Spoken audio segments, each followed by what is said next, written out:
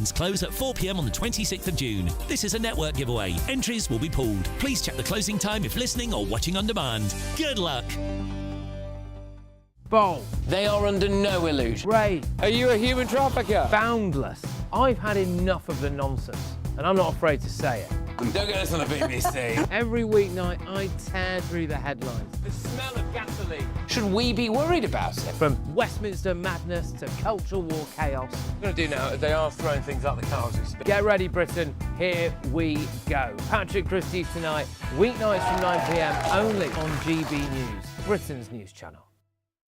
Hi, I'm Michelle Dewberry, and my show is your opportunity to cut through all the noise and dive in headfirst to some robust debates. Ideas clash. Situation, isn't it? No, because you're deliberately avoiding my point. Nothing's held back. And if you think this is the end of it, wait for more. And we do not shy away from the difficult stuff. Sometimes I want to shake people and say, if only you understood. So join me on Dubes & Co. weeknights at 6 p.m, only on GB News, Britain's news channel. I've been in Westminster for a long time, but I know that though power may be here, its effect on people's lives is across the whole of the country. We may be where rules are made, but it's where they're implemented that matters. Join me, Jacob Rees-Mogg, for forthright and frank discussion on where Britain has come from, where it's going, and where it will end up. That's State of the Nation, Monday to Thursday, 8 to 9 o'clock. Vox Populi, Vox Dei. Westminster's full of talk, but out here, it's the real world. Am I allowed to talk now? No, that's it. This is where it matters, real people and real lives. That's what politics is all about. In fact, has Trump made a good start? No. Straight answers, no spin, and just a couple of pints. How many fingers have I got up? About 10. So join me for Lee Anderson's Real World every Friday at 7 p.m, only on GB News. The People's Channel, Britain's news channel. The GB News audience is different, it's unique, because they see through the nonsense. We want to debate with each other, we want to listen and maybe learn. We have a chat, that's what we do, we try and have a chat. They'll watch my programme while they're eating their tea, they'll watch breakfast while they're busy getting their kids ready for school. We want to hear what matters to you, what is news for you. And what's brought you out here today? What are the biggest issues affecting this particular area? The audience are the best thing about GB News. Their friends, their family. They're people who need to have their voices heard. They're passionate about the channel, they're passionate about what they believe in. The one thing about GB News is you get a chance to speak. Talk to me about why so many people have gathered here today. Do you want to say something back in return? The GB News audience is what makes GB News special. It's incredible to see. They shape our programmes, they shape our output, and they shape our channel. That's what makes us the fearless champion of Britain.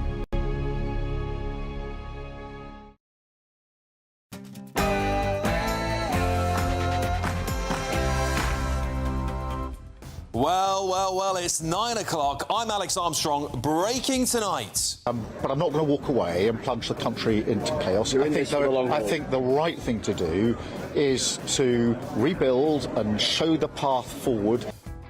Yes, the challenge is on. Will the Prime Minister resign tomorrow morning or this week, or will he be kicked out by his colleagues? There's no doubt the voters have sent us a clear message. I'm very proud of this team. I'm very proud of our leader. I'm very proud to be part of the team here. This is how Labour wins. As Labour, as a team. That's what the Prime Minister will be setting out, I'm sure, on Monday, and he'll have my support. Well, that man there, the Health Secretary, Wes Streeting, has allegedly told Keir Starmer he's ready to be the next Prime Minister. Will he be the first challenger? Or can't just keep doling out prime ministers every month because they're in total chaos and they've lost control of the market and haven't got any ideas of how they're going to tackle the cost of living that people are facing. Yes, that's Angela Rayner. Is she going to be the one to challenge the PM as the disgraced former Deputy Prime Minister posts a thinly veiled statement urging the PM to bring back this man? Yes, he has my support. The government has my support. It is absolutely right that people give the government stability in this moment. Could the King of the North finally be making a return to Westminster? Is there a Labour MP willing to make the sacrifice to bring him back and topple the Starmer regime? There is so much speculation this evening. I am going to give you all of the juicy details you haven't heard yet. We're all about to get ready, Britain, because we are going to have the biggest show on British TV tonight.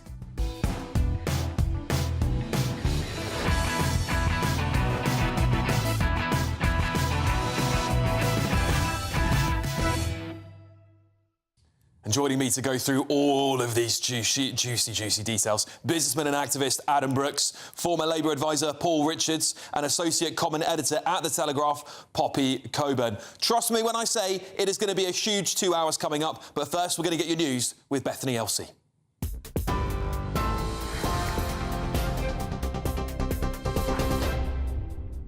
Alex, thank you. Good evening. Your top stories from the GB newsroom at 9:02. The former Deputy Prime Minister Angela Rayner has called on Sir Keir Starmer to set out the change the country needs, as she's warned Labour is facing its last chance following the crushing local election results. She added that it was a mistake to block Greater Manchester Mayor Andy Burnham from a possible return to Parliament. In her first public comments since the results, she stopped short of calling on the Prime Minister to resign, but around 40 other Labour MPs have, including former Minister Josh Simons, who says Sir Keir Starmer has lost the country, while MP Catherine West has warned if no Cabinet Minister puts themselves forward to challenge the Prime Minister by tomorrow, she will trigger a leadership contest herself. A repatriation flight carrying British passengers evacuated from a hantavirus-hit cruise ship has just landed back in the UK. All 22 British nationals were tested in Tenerife before getting on the plane. They'll be taken to a hospital in northwest England to isolate for 3 days before being allowed to isolate at home for a further 45 days. There are a total of 8 cases, including the 3 deaths, as well as a British national with a suspected case who is staying on an island in the South Atlantic, Tristan da Cunha. Army medics have parachuted into the remote island to treat them. Thousands of people have gathered in central London to rally against anti-Semitism following a series of violent attacks against the Jewish community in recent weeks. A coalition of faith leaders, including more than 30 Jewish groups, were calling for urgent action, warning anti-Semitism is a problem for all of us to fix. Meanwhile, a 34-year-old man has been charged with several offences, including religiously aggravated assault following an alleged hate crime against Jewish people in Enfield yesterday. He's due in Highbury Magistrates Court tomorrow. And in a separate incident, counter-terrorism police have today arrested a man aged 45 and a 52-year-old woman on suspicion of conspiracy to commit arson following a fire at a former synagogue in East London on Tuesday. And some breaking news at the BAFTAs. Stephen Graham has won the Leading Actor Award for his role in Adolescence. He said after being nominated 8 times, this is the first time he's actually won. We'll have a full roundup of the night at 10 p.m. You're up to date for now. Let's get back to Alex.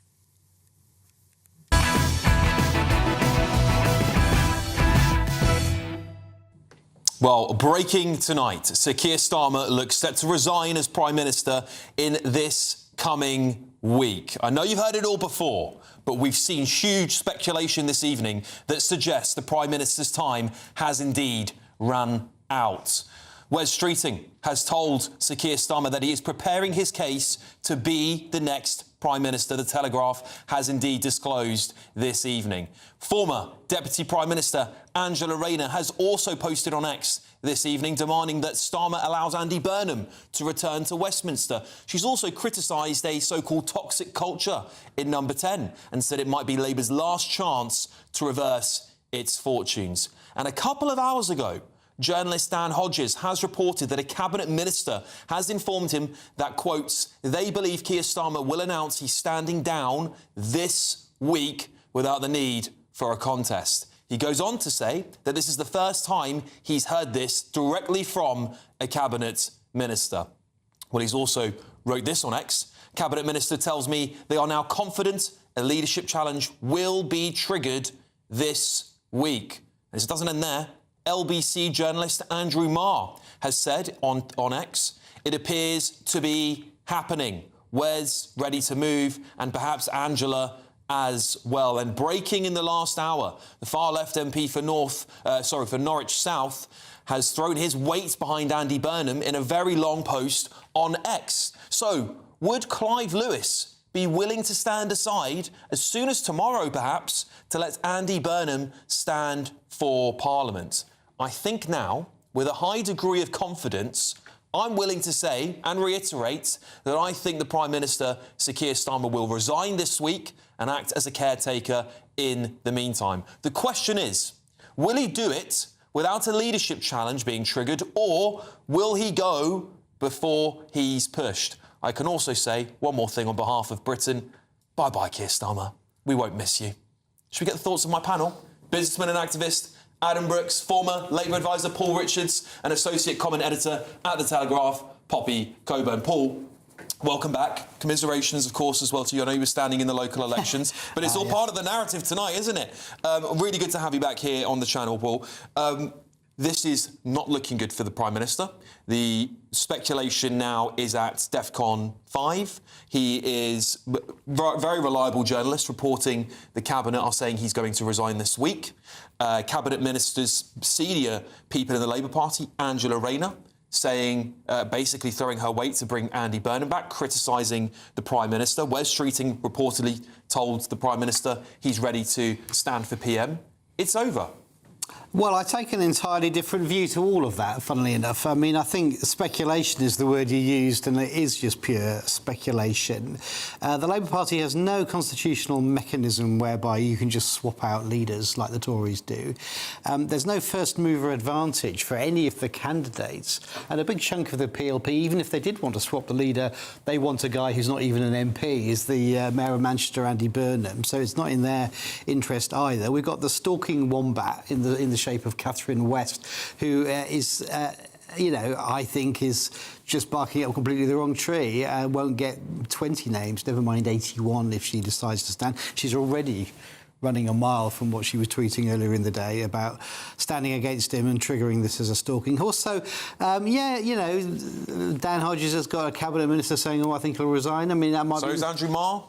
Yeah, but it might be, somebody in whose interest that is for that to be speculated, isn't it? There are people in the cabinet who perhaps might fancy their chances. Like who? But like who? Paul, have a little speculation. I think the main result of all of this is that there's no obvious person waiting in the wings. There's no mechanism. Angela Rayner's there. There's a Wes Streeting's there. Yes, exactly. There's several names we can come up with, and we'll be debating endlessly over the next 3 hours, I'm sure. But there isn't a sort of Gordon to the Tony, where somebody is the obvious successor waiting in the wings, and it's merely a matter of time. And all of that adds up to an unpopular and unfashionable view, Alex, which is I think Keir Starmer will still be Prime Minister by the end of the week, and quite possibly into the next election too.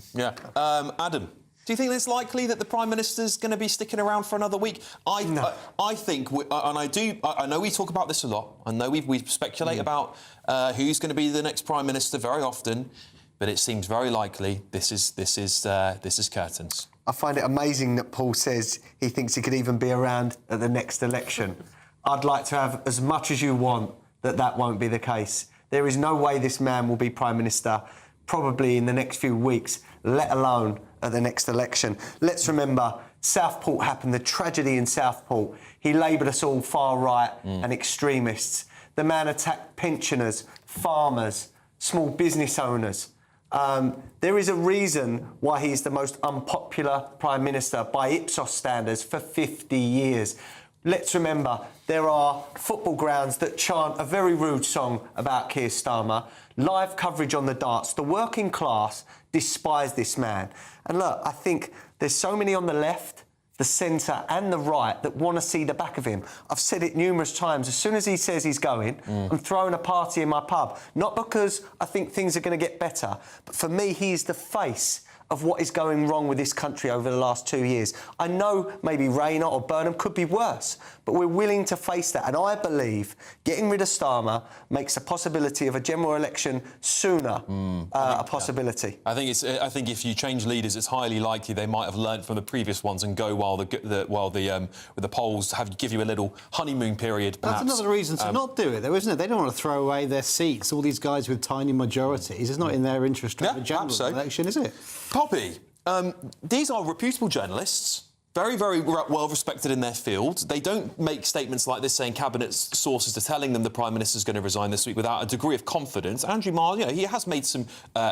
let's say ill-informed, speculative things about how good this government's going to be, but they don't tweet about sources telling them that it's happening this week or it's happening now, that the Labour leaders are ready to go against the Prime Minister unless they have a good degree of confidence.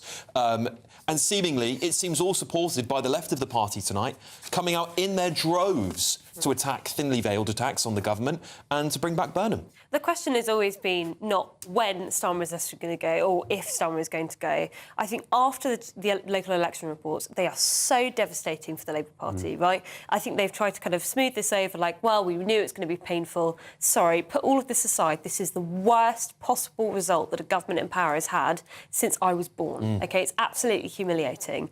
And it's very easy for people to say before these results that they wanted to stay behind Keir Starmer, because it is true. I actually agree with you, Paul. I don't think there's a clear front runner. There is not someone that people can get behind. But as we saw with the Conservative Party, logic does not dictate leadership conditions. What people do is they panic. They go, my party is being destroyed, the entire country hates us, let's pull the big red button over here and see what happens. And I think that's why Catherine West is quite interesting. I do not think she has a hope in hell of actually getting the position. But if she triggers that contest, what you just said earlier about no one wanting to be the one who pulls the trigger, who is the one to call the contest, that doesn't matter anymore. Because then if she has started off a contest, then Wes Street can come forward, Angela Rayner can come forward, or the other Andy Burnham, if he can get a seat, and Keir Starmer can come forward. But at the moment, he would win. No, I do not agree. I really do not agree with that. Inside the Labour Party, I think he would. I think there's a very important... The others would cancel each other out. There is a very, very important point to be made, which is, when do people actually want this competition? He's not going to be here for the next election. I put good money on that. But I do actually think he could survive to the end of the week. And the reason for that is the two main frontrunners, Andy Burnham, he hasn't got a seat. He needs the time to actually get his seat to be a contender. And Angela Rayner, who, let's not forget, her tax issue has not gone away. She's not ready to actually come to the... They want a long period of time. Well, yes, I think they do. And I think that's where this war inside the Labour Party is happening as we speak overnight. Because tomorrow... For Wes Streeting, this is utterly phenomenal. He has got no competition.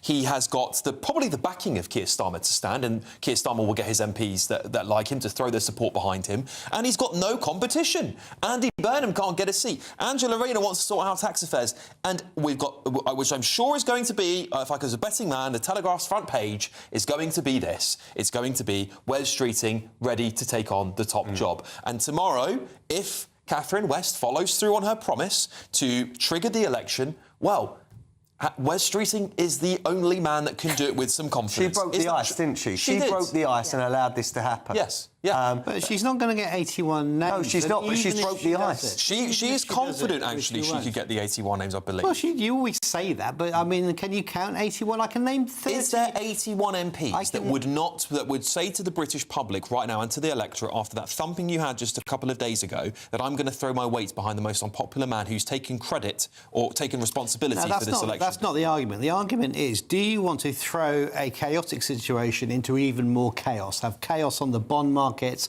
have the financial situation get worse, have the newspapers just writing up Labour at civil... You're making the case for getting rid of him. No, I would... You know what? For stability. I would have agreed with you. Even worse. I would have agreed with you, and I think most cabinet ministers would agree with you at the beginning of the year. I think the argument was very strong with the first reports of Wes Streeting having some kind of election pact with Shabana Mahmood, which we heard about in January. People were quite clear we would rather have Keir Starmer in position. He has failed so manifestly as leader in that intervening period that people are now saying within the cabinet, not just backbenchers, anyone is better than Keir. I think the calculation has shifted. To that point, Poppy, a lot of people on my WhatsApp from cabinet level downwards are saying, for God's sake, these people are bedwetters, they need to just calm down. You know, Blair lost a load of councillors and he came back to win 2 more. Have they looked at the polls, Paul? Have they gone out and spoke to people? Come to my pub and speak about Keir Starmer. You'll get doctors slate him. You'll get doctors slate him. You'll get builders slating him. You'll get, you know, all sorts of trade saying we cannot stand this man. He's the face of failure. He's the face of division in this country. But I'm talking about parliamentarians. I'm not telling about trigger. Hold on. Parliamentarians represent us, the people. I talk to the people that you're meant to represent every week, and they say they hate Keir Starmer en masse. And is that not there's now bubble? No. In the last hour, the New Statesman have updated their list. Kat Eccles MP has become the latest one to add her name openly. It's basically 40 MPs publicly saying the Prime Minister's got to go. But that's the Socialist campaign group. They hated him to start with. Yeah, but that's enough to... They were never reconciled to him. But isn't that enough to trigger? I mean, seriously. 80 is enough. 80 is enough, but if 40 people are publicly saying it, you can assume that the undeclared ones, there'll be at least another 40 this that will is the same thing with the Tories. It was the same thing. Exactly. That's another important point. Our constitution in the Labour Party is not the same as the Tories, so you can't just have this endless swapping or even a stalking horse. It's much more difficult. It's much more difficult. It's much more difficult. But these are exceptional circumstances. I don't think the Labour Party likes to do what the Conservative Party does, which is chuck out its leader at the first sign of a bit of wobbles from the public. This is not a bit of a wobble. This is much This is a disaster, Paul. This is fair comment, but the rules were written to stop this kind of endless swapping of leaders to happen. But it's not endless swapping. It would just be one change of Prime Minister. Let me just bring you Aubrey Allegretti. Just one second. From the Times, indeed, has said Irene Campbell, MP, says she will hear out the Prime Minister tomorrow, but the only solution, she believes that this solution is likely to be a full and democratic contest to allow an orderly transition of leadership and for this to be achieved as soon as possible. Well, A, it won't be as soon as possible because we have to have weeks and weeks of speculation, and B, it won't be orderly because there's at least 4 people that want the job, so it's going to be an absolute carnage if it happens, which is why most people will, you know, cling to nurse for fear of something worse. Can I just ask, do you think that he will still be in place by the time party conference comes around? Yes. You really believe that he's going to try and fight the next election? Yes, because there's enough of a block of people who want to keep him in place. There's enough of a block of people who want Andy Burnham, and he's not there yet. And all the others cancel each other out. But even with the Cabinet having lost faith... There's a lot of anger against these people like Catherine West, you know. They're saying, what are you doing, rocking the boat like this? You know, you should get on delivering it. Our constitution but you're not is you elect a government with a majority for 5 years. That's what the British constitution is. OK, Adam, just bringing this back, because the reason why I'm so confident this challenge, I believe, is going to happen this week, and I think it will happen this week. Is it not confirmation bias on your part, though, Alex? Well, I mean, look, I'm only... Listen, Dan Hodges is not necessarily politically biased, neither is Andrew Marr. I would say, actually, Andrew Marr leans to the left. If he's saying it and Dan is saying it, you can say it's not... that's why I'm taking my bias out of it. If all those people are saying, no, it's not going to happen, the fact that there's very reliable journalists who don't share my political opinions are saying it's going to happen and they're very confident in it, Adam, it says to me that the curtains are about to come down on Keir Starmer. It's a matter of how he goes, not if he goes. Yeah, I can be biased. I cannot stand the man. And I speak for millions and millions of people in this country. We want him gone. But your point, that point, that means you haven't changed your mind since before the local elections. The local elections are... Let me tell you now, if you carry on with Starmer for the next few months, you'll be at about 14 or 15% in the polls. You are tanking like... I can't tell you. The Greens are going to take more off you, OK? Keir Starmer is so divisive and he has been such a bad Prime Minister. Let's remember, they told us they're not going to put up taxes on working people. We're paying the highest taxes in 80-odd years, yet life is miserable in this country. People have had enough. They're not seeing anything back for their money. And that...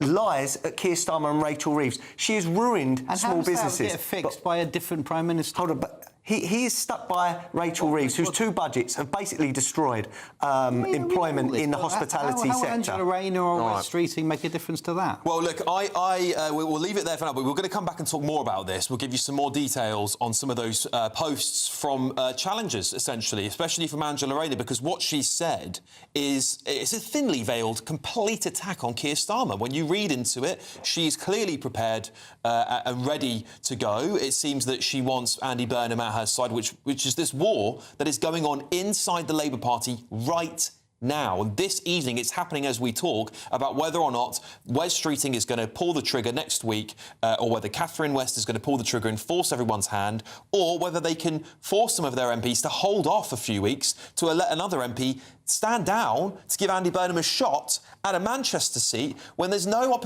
chance, potentially no chance he'll get it, given the Green surge as well. This is what is going on inside Labour right now. We're going to give you all of the details. A nice offer here for you as well, Adam. Nathan says, tell Adam I'll DJ in his pub for free at his party when Keir Starmer resigns. There you go. Thank you, mate. Time now for a Great British giveaway, and it's your chance to enjoy a sensational summer. You could win £76,543.21 in tax-free cash. Here's all the details. £76,543 and 21 pence in tax-free cash could be yours this summer. That's totally tax-free cash to spend on anything you like. What would you spend it on? Treat the family and friends to the ultimate summer party, or just relax with enough cash in the bank to make this year your best yet. And remember, because it's totally tax-free cash, you'll get to keep every single penny. So, what are you waiting for? For a chance to win £76,543 and 21 pence in tax-free cash, text cash to 63225. One entry costs £2.50 plus one standard network rate message. Or text bonus to 63225. 5 entries cost £5 plus one standard network rate message. Go to gbnews.com/win. Entries start at £2.50. Call 0903 686 3232. Calls cost £2.50 plus your network access charge. Or post your name and number to GB21 PO Box 8690 Derby DE1 9TT. UK only. Entrance must be 18 or over. Lines close at 4 p.m. on the 26th of June. This is a network giveaway. Entries will be pulled. Please check the closing time if listening or watching on demand. Good luck. All right, up next, I'll be joined for more reaction on this really serious breaking story from Reform UK leader of Lincolnshire County Council, and we'll look closer at what a new Labour leadership could look like under the top contenders, because, let's face it, I think it's happening in the next week. Stay tuned.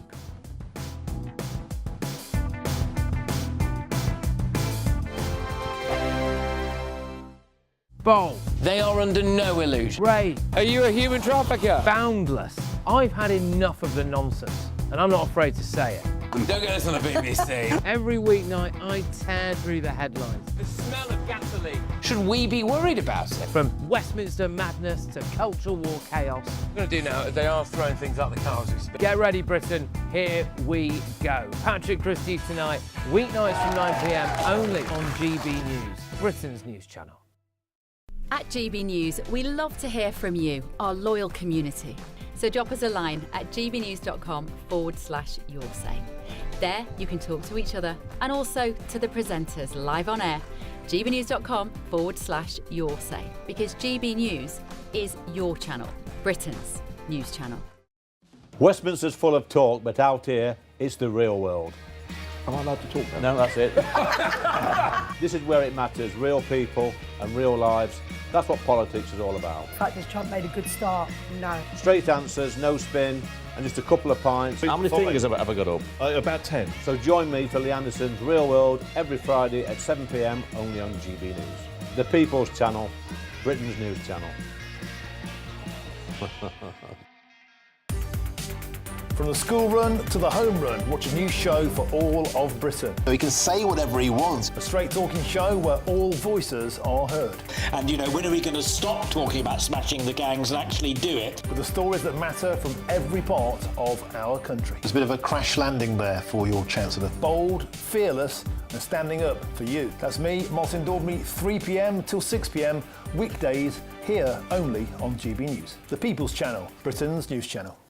Hi, I'm Michelle Dewberry, and my show is your opportunity to cut through all the noise and dive in headfirst to some robust debates. Ideas clash. Situation, isn't it? No, because the failure is you're deliberately avoiding my point. Nothing's held back, And if you think this is the end of it, wait for more. and we do not shy away from the difficult stuff. Sometimes I want to shake people and say, if only you understood. So join me on Jubes & Co. weeknights at 6 p.m. only on GB News, Britain's news channel. Westminster, the ultimate clique. And you're fighting like rats in a sack. But here on the Camilla Tominey Show, we ask the questions the establishment media is too scared to ask. OK, let me ask you a straight question, because I know you're a straight-talking politician. Whether it's net zero, illegal immigration or law and order, nothing is off limits. You had the power then. Yeah, as I and say, now you've lost it. That's the Camilla Tominey Show, a politics show that's fearless. But no, let me finish my question if you don't mind, because it is my show. Sundays at 9:30, only on GB News, the People's Channel, Britain's news channel.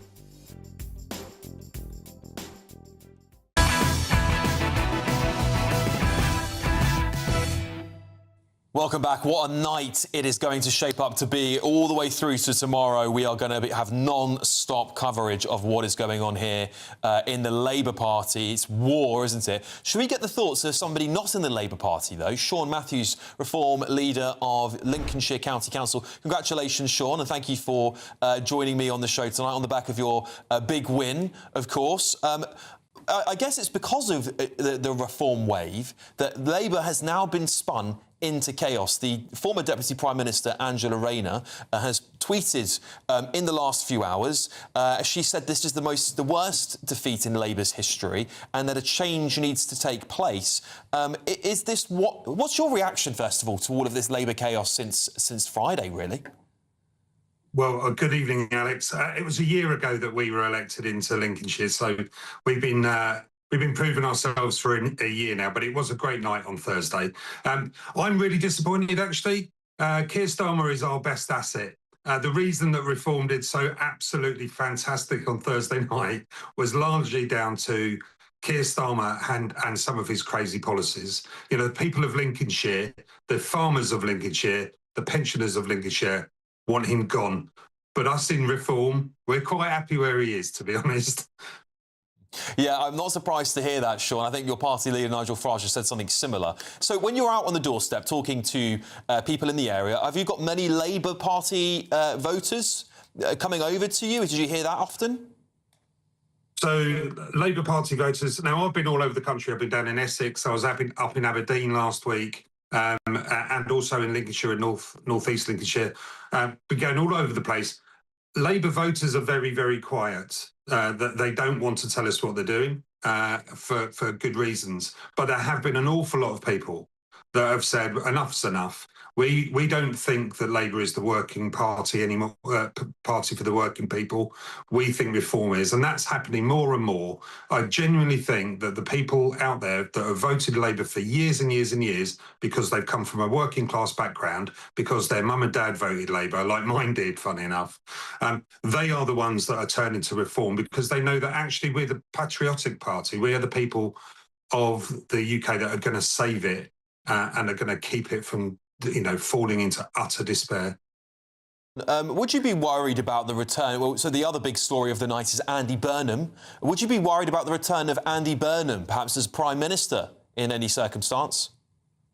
Well, look, the only silver lining of Keir Starmer going is getting a more left-wing Prime Minister. It's going to get even worse. So, yeah, we like Keir Starmer where he is, but to be honest, Andy Burnham, Angela Rayner, they can come in and make it even worse. It'll bring an election closer, and that is exactly what we want. We want a general election as soon as possible, and either of those two, to be honest, will only bring that closer.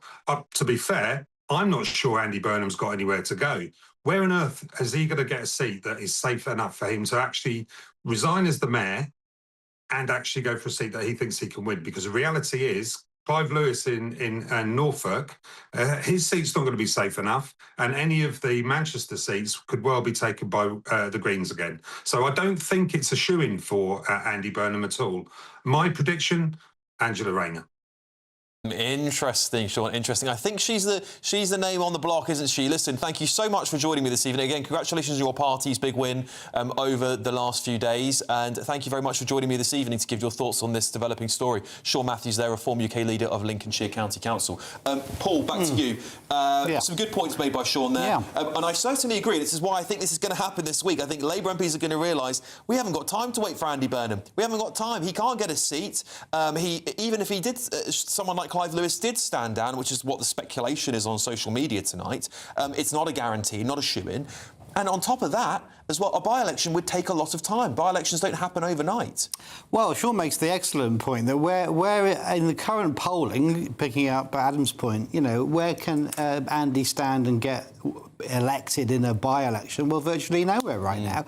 And the map of Greater Manchester is not green. If you look at the map of Greater Manchester with, you know, in terms of the local elections, it's mostly Reform, Tory, Liberal, a few Labour seats left. You know, it's not a shoo-in for him at all. And don't forget the other bit of our the Labour sort of story here is that he was blocked last time round by the officers group of the National Executive on the grounds that we don't want to trigger a mayoral by-election and hand Manchester to one of our enemies, right? So that same case would be made next time with the same people in the NEC that are there now saying we don't want to trigger a by-election for the mayoralty. So never mind all the rest of it. That's the point at which they're going to say, no, Andy, you can't be a candidate, just as they did a few weeks ago ahead of the by-election in Denton. So it's just nonsense to say Burnham is the king over the water, he's about to come riding over the hill, rescue us all from whatever the problems are. It just ain't happening. The political editor of Bloomberg, Alex Wickham, is saying allies of Burnham say he intends to announce as soon as this week an accelerated plan to make it to Parliament.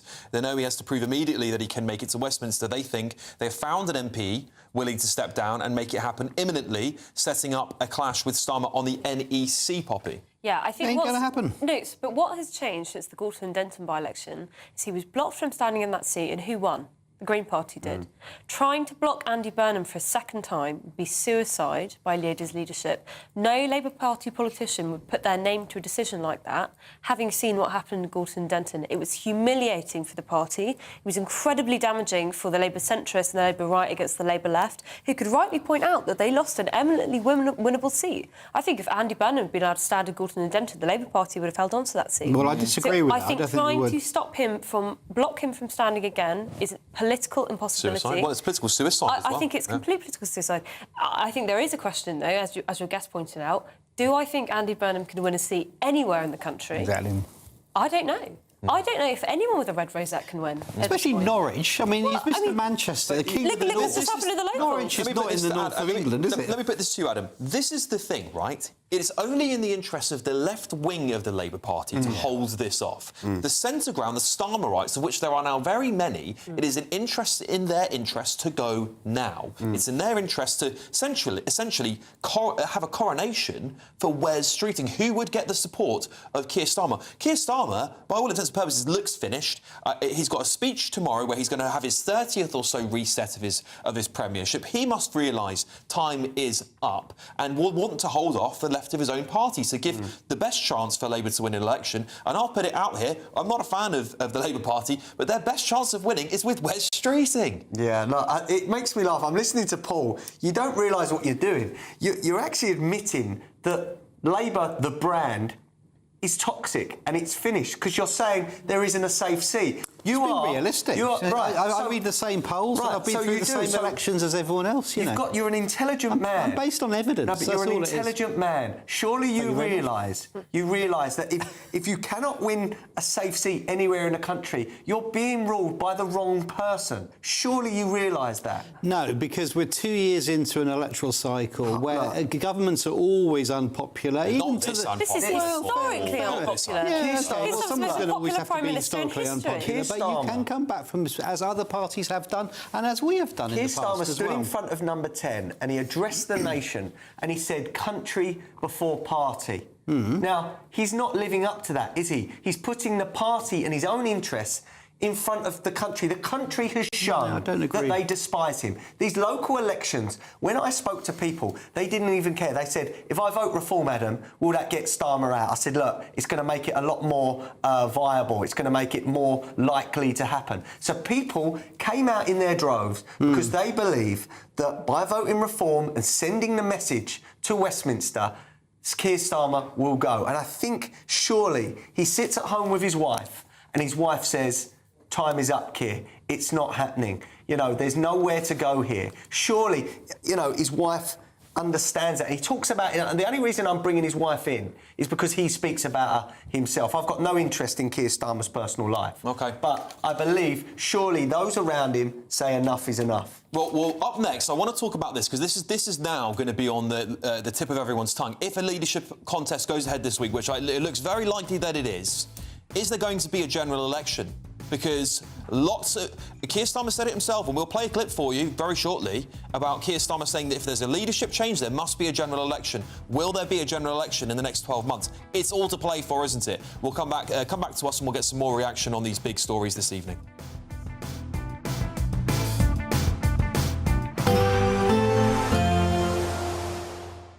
I hope we haven't forgotten anything. Travel insurance, I tick that box. Yeah, but remember what you forgot last year. All Clear Travel Insurance sponsors GB News Travel Destinations Forecast.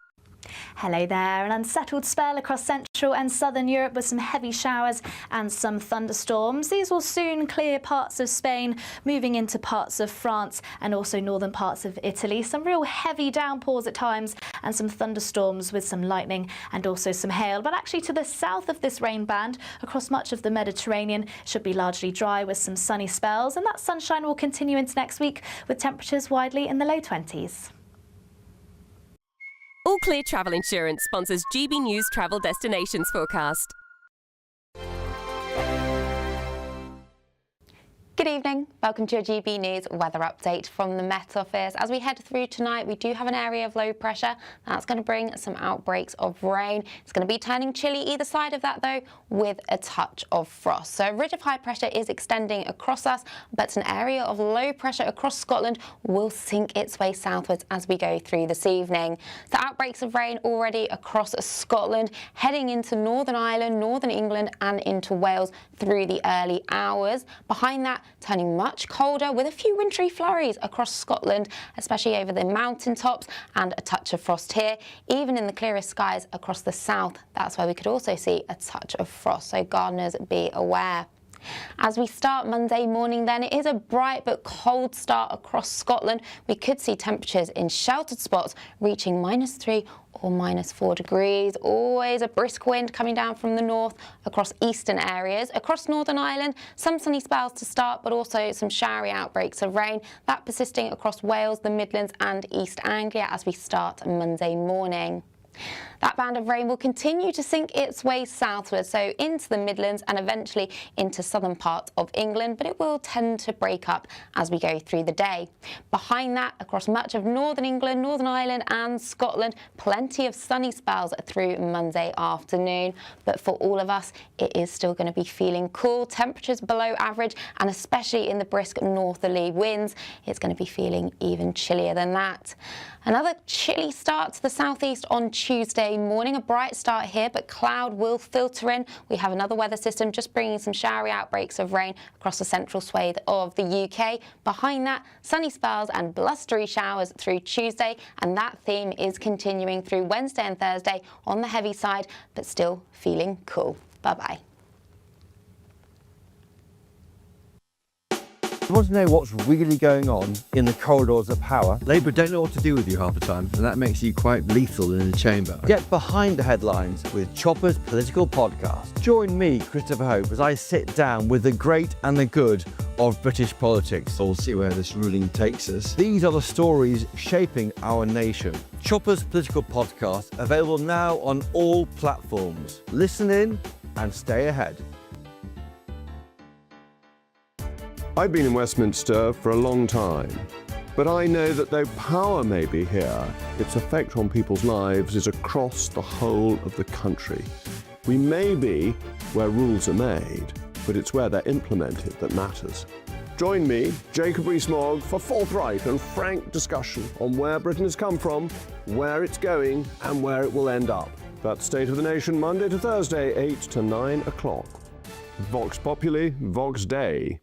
GB loyalty points are here. They're our way of saying thank you for spending time with GB News. Through commenting on your say, voting in You Decide polls and shaping the debate, you can earn GB loyalty points. Unlock rewards, reach milestones and climb leaderboards. Don't just watch our programmes, come and be part of them. Get started by scanning the QR code or go to gbnews.com/loyalty points.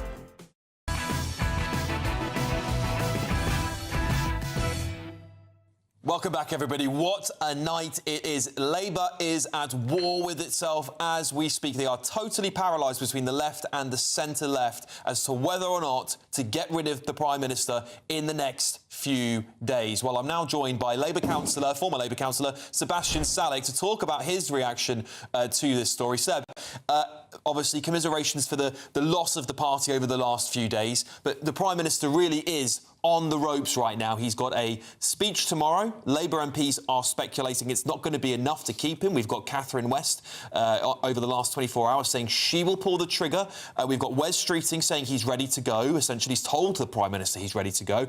Angela Rayner, thinly veiled threats at the Prime Minister tonight about standing. Andy Burnham waiting in the wings. It is not good. It is pure psychodrama at the moment, isn't it? Yeah, it certainly feels like the moment where the cows are sitting down and the rainstorm's about to come. The question, though, is how does this play out in the sense that we're focusing so heavily on personalities? You've got Andy Burnham in Manchester, you've got Angela Rayner, all of these big characters. What we're missing really is any substance. And what I want to be having a conversation about is where do we take the country from here? We knew it was going to be such a difficult project to take on when Labour won in 2024. The Tories hadn't found out a way to get us out of the quagmire that the 2008 crisis left us in. And I'm not seeing any answers from anybody. And that's what's frustrating now. Look, I know that if a leadership contest gets underway, you get a little bit more detail on policy. But at the moment, everybody is ruling in pure vibes. And I would extend that even further. I think the populist parties, the Greens and Reform, also doing this. So we've entered a political culture where we're just talking in feelings, we're talking about people, but we're not talking about the solutions. And that's really, really frustrating to see. Seb, would you support a run by someone like Wes Streeting? Let's hypothetically say the Prime Minister does resign. Is he the right man for the job? He seems to be the only one that at this point in time wants to go. He would be well positioned to do so. Rayner's not ready. Well, she says she might be ready, but she's not quite ready yet. And Andy Burnham hasn't got a seat. Would you back a Wes Streeting Labour leader? I have a lot of time for Wes Streeting. I think he's a really, really effective politician. You can see his track record in health, which speaks for itself. The problem is he hasn't laid out his package yet. We don't know what his answers are. And what we don't want is to bring in a different figurehead who is going to continue with the same problems. We need somebody who is going to probably have to be quite radical, let's be honest, to be able to get the UK out of the sticky patches. So Rayner? Well, this is it. We don't know what anybody's going to do, so I can't give you any names yet, I'm afraid. Very diplomatic of you. Very diplomatic of you, Seb. I appreciate your diplomacy on the show. Look, I guess the other question to ask you is, do you think the Prime Minister should go now? Because the calls, I mean, we've now got 39 MPs according to the Spectator. I suspect that's just the openly declared ones that want the PM to go. That would say to me there's at least 3 times that many who privately want the PM to go. Numbers would be there to remove the Prime Minister. Should it be curtains for him at this point in time? Well, let's see what he has to offer us this week. He has a big chance, really, to win back the membership and to win back the Parliamentary Labour Party. That's going to have to be a very bold offer. It's probably going to have to be a quite sharp change of direction. And if not, then let's open it up. Let's see what others have to offer. But we really need somebody with a vision. That is what we've lacked for a long time from all parties. And that is what we're going to need going forward. All right, Seb Salek, love to hear your opinions on this. Thank you very much for joining me this evening. Moving on to another political voice here, we've got Conservative councillor Matthew Goodwin-Freeman, who's also just come back off the back of a very successful election in your area in Harrow in north-west London. Long Congratulations. Thank you. The Tory, no doubt, winning as well. We love to see the Tories coming back. Look, first of all, Matthew, your reaction to this news. Labour is at war. It's giving me 14 years of Tory vibe.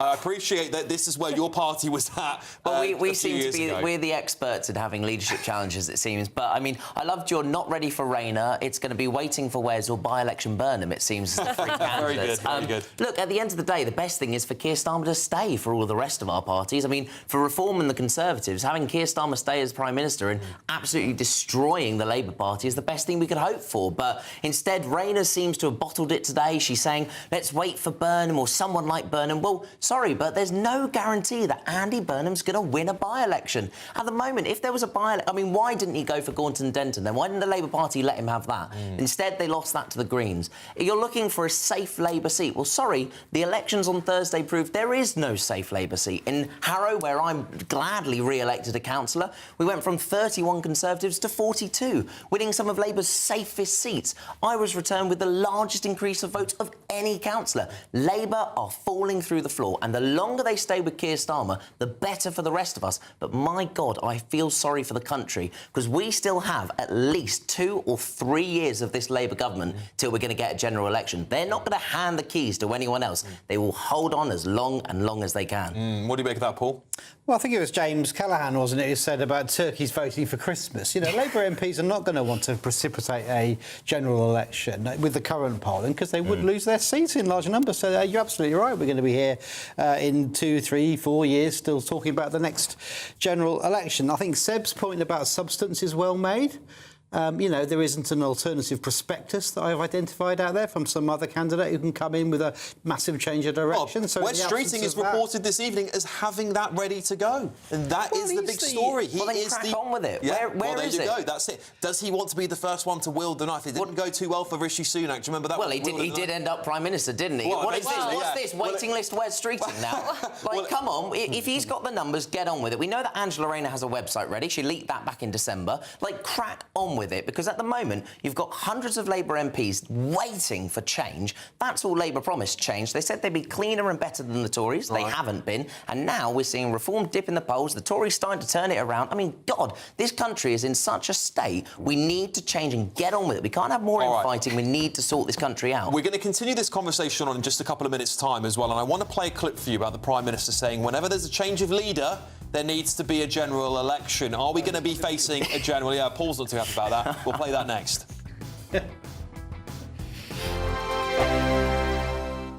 I'm Michelle Dewberry. This is Jubes & Co. with you. Hello everyone, Patrick Christie is here. GB News, Britain's news channel. Access the stories that matter to you. Take the GB News family with you on any device. And as long as you have an internet connection, tune in to GB News anywhere on the planet or beyond.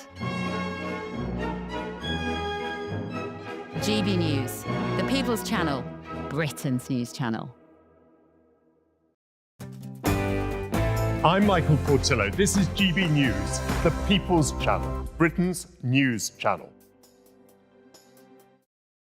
This is GB News, Britain's news channel. MUQ is so hilarious. It's rude. It's basically Sesame Street, X-rated.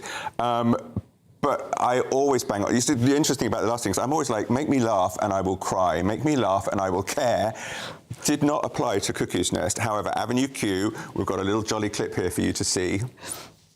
What's it like living on Avenue Q? You're gonna love it! Oh!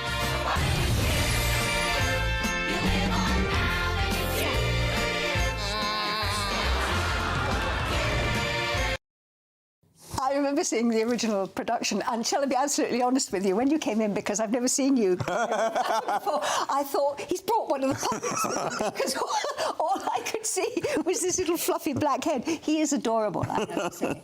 He's being very good today. He is. So, yeah, Avenue Q is a burst of joy. There is also, you only got to look for, there's actual puppet sex, and I think I'm quite jaded, and I think I've seen it all, but really, my jaw dropped. It's fun. The people that created it, one of the guys, Robert Lopez, wrote Frozen, wrote one of my favourite shows, Little Shop of Horrors. So he knows how to write quick, fun musicals, but it's also got huge heart. It's about all of us searching for belonging. Who are we? They all discover life is not easy when you get out into the real world. But they build a community, and it's inclusive and wonderful, and I love it very, very much. And it's on at the Shaftesbury Theatre. It's the 20th anniversary production. Well, That's it's nice glorious to end on a positive note, something that we should all go and see and have a good laugh. We need good laughs at the moment. We certainly do. GB News, the People's Channel. Exciting news. Every Friday, my Patrick Christie's Tonight Show is going to have a twist to it. We're welcoming some special guests. You. That's right, on Fridays I'm going to be doing my show in front of a live studio audience because this show is about you and what you have to say. It's going to be the same big debates, same big topics, same big opinions, but every Friday night at 9 p.m. you are invited to come on down to Patrick Christie's Tonight to be a part of the action. Only on GB News, the People's Channel, Britain's news channel.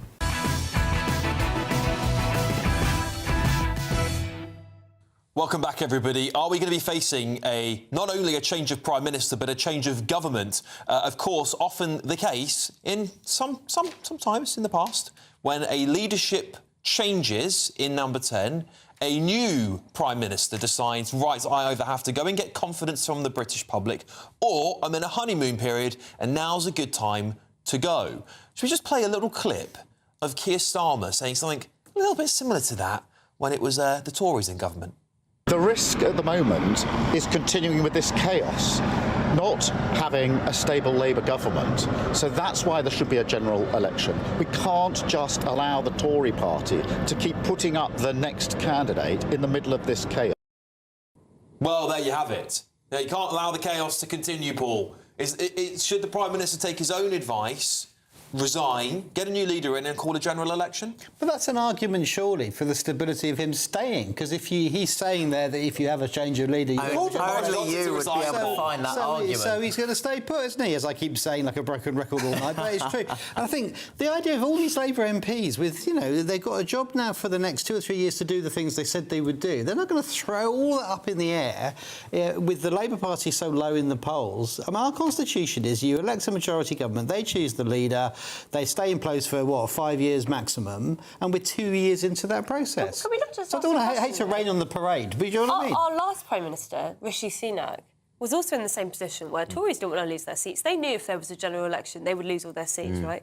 And what does Rishi Sunak do? He suddenly triggers an election because he's had enough. And how'd He's that not got go? control of his party. But I mean, do we believe that Keir Starmer is going to want to stay in place? That's the real question. It's not necessarily whether or not there's going to be rebellion. Well, Keir Starmer is a lame-duck Prime Minister, which, let's be frank, that's what he is. Is he going to want to be in that position for 2 years? Rishi Sunak was in it for 6 months, and that was enough for him. Well, he said he wants to stay for 10 years. Oh, well, he won't be. Adam. He won't be. Well, Me and Poppy spoke about this in one of the breaks. How old Keir Starmer now looks. The last 2 years have destroyed this man. He's gone from wanting to be Prime Minister for, say, like a decade, to actually now being the most hated Prime Minister in history. And I don't think he's taken it very well. He's aged. I think for his own mental health, Keir Starmer, Trump he needs to step back and give Go it on up. holiday. He likes to go on holiday. Let him go on holiday the entire time. Again. The fact is, for the sake of the country, he needs to do what he said forever and say, put the country first. He needs to realise that he has broken this mandate. He said he would be different. He's been an absolute hypocrite. 2-tier, 3-gear. Did you know he was son of a toolmaker Keir? He's got to go. He needs to do the right thing and resign. He could set out a timeline. He could say, I've realised I've broken this mandate. I have to take responsibility. Do you remember in opposition he always said he never throws anyone else under the bus. He always takes responsibility himself. He is the biggest hypocrite there is. Keir Starmer, you've got to go. The country needs you to go. Let's wait for Monday. But he won't. He'll wait for the King's speech and say, oh, well, I now have a mandate from the King, so I've got to stay for another year at least. God help us. Adam? Yeah, look, I think one thing I will remember about this spell of Labour under Keir Starmer is how far away they are from the working class of this country. Labour used to be for the working class. Now they're for the North London elite. They're nothing of what they used to be. And that's what I think even Angela Rayner has sort of intimated in her tweet. Labour has forgotten its roots. Yeah, exactly. Certainly, and I said that last night. I think that betrayal, both by the Tories when they were in government as well, betraying the Paul doesn't right-wing agree. class, and I'm just thinking of the national minimum wage. All right, look, we've got to leave it there. We've got to leave it there. London. Coming up, Sunday, tomorrow's front pages, of course, Monday's front pages will be a bloodbath. Really will. Let's see those.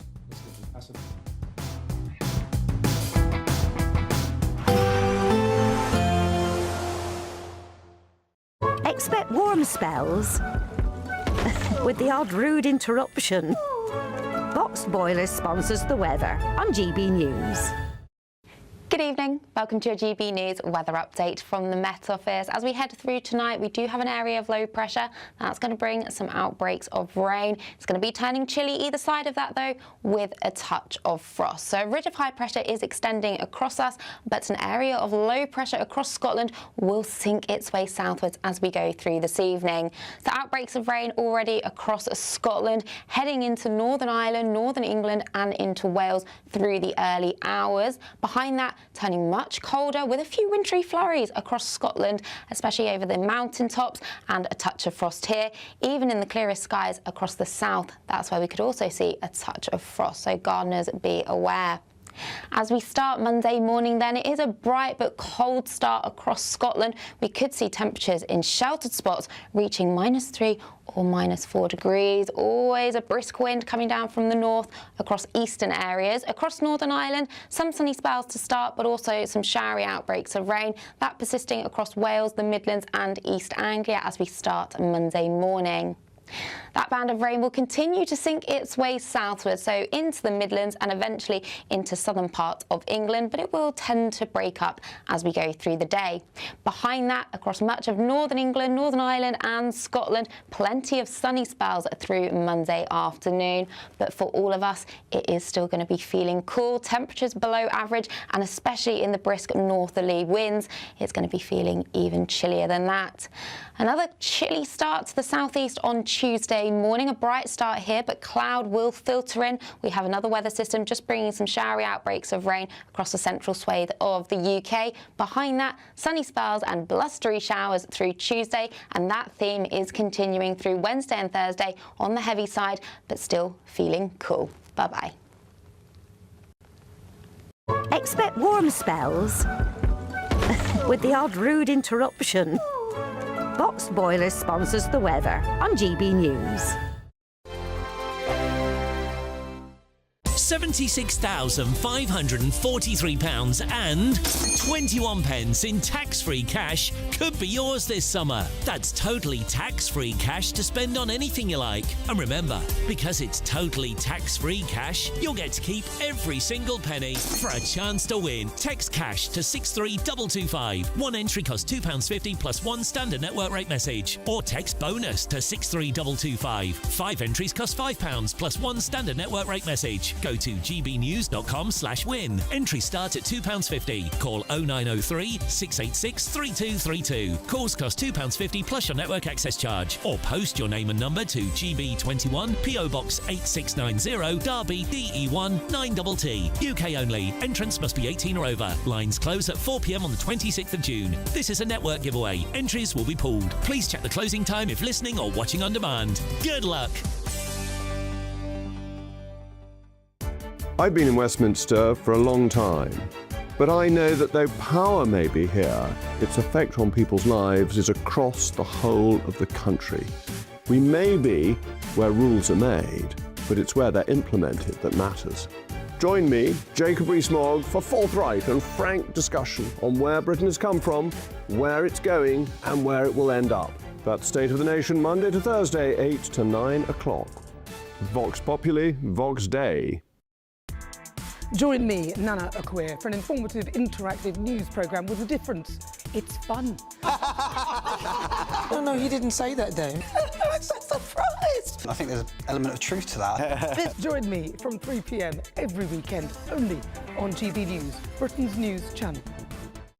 From cold mornings to warm family brunches. From football to tennis in the car. In the kitchen. GB News Breakfast is there with the stories you need and the conversations that matter. Anyway, let's talk business. Well, it has been a historic night in British politics. It's astonishing, isn't it? We're here again. To start your day just right. GB News Breakfast. Every morning from 6 a.m. Only on GB News. Britain's news channel.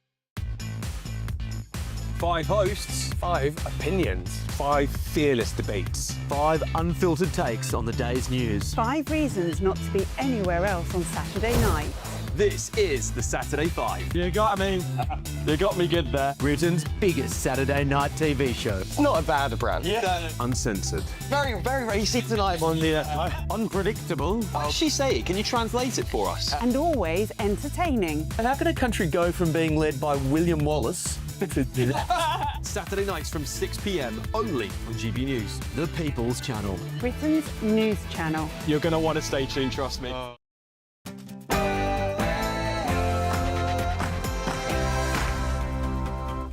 Good evening, it's 10 o'clock. I'm Alex Armstrong, breaking tonight. But I'm not going to walk away and plunge the country into chaos. I think the right thing to do is to rebuild and show the path forward. The challenge is on. Will the Prime Minister resign tomorrow morning? Or perhaps this week? Or will he have to wait to be kicked out by his colleagues? Speculation is running at 100% this evening. There's no doubt the voters have sent us a clear message. I'm very proud of this team. I'm very proud of our leader. I'm very proud to be part of the team here. This is how Labour wins. As Labour, as a team. That's what the Prime Minister will be setting out, I'm sure, on Monday, and he'll have my support. Well, that man there is Wes Streeting, the Health Secretary, and allegedly breaking on the front page of The Telegraph today, he's told Keir Starmer he's ready to be Prime Minister. Will he be the first one to put the knife in the back of the PM? Or can't just keep doling out prime ministers every month because they're in total chaos and they've lost control of the market and haven't got any ideas of how they're going to tackle the cost of living that people are facing. that is Angela Rayner, of course. Is she set to challenge the Prime Minister as the disgraced former Deputy PM posts a thinly veiled statement urging the Prime Minister to bring back this man? Yes, he has my support. The government has my support. It is absolutely right that people give the government stability in this moment.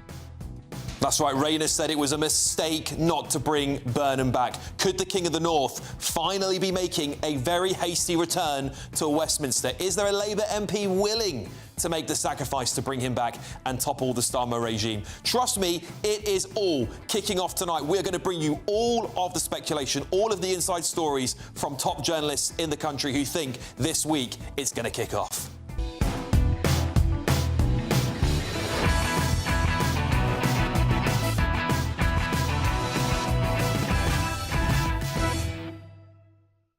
And what a night to be joining me. Businessman and activist Adam Brooks is here. Former Labour advisor Paul Richards is back in the studio. Associate comment editor at The Telegraph, Poppy Coburn, is also here. A huge 2 hours still to come on this show. Loads of front pages are about to hit my desk. It's going to be a bloodbath. But first, we're going to get your news with Bethany Elsey.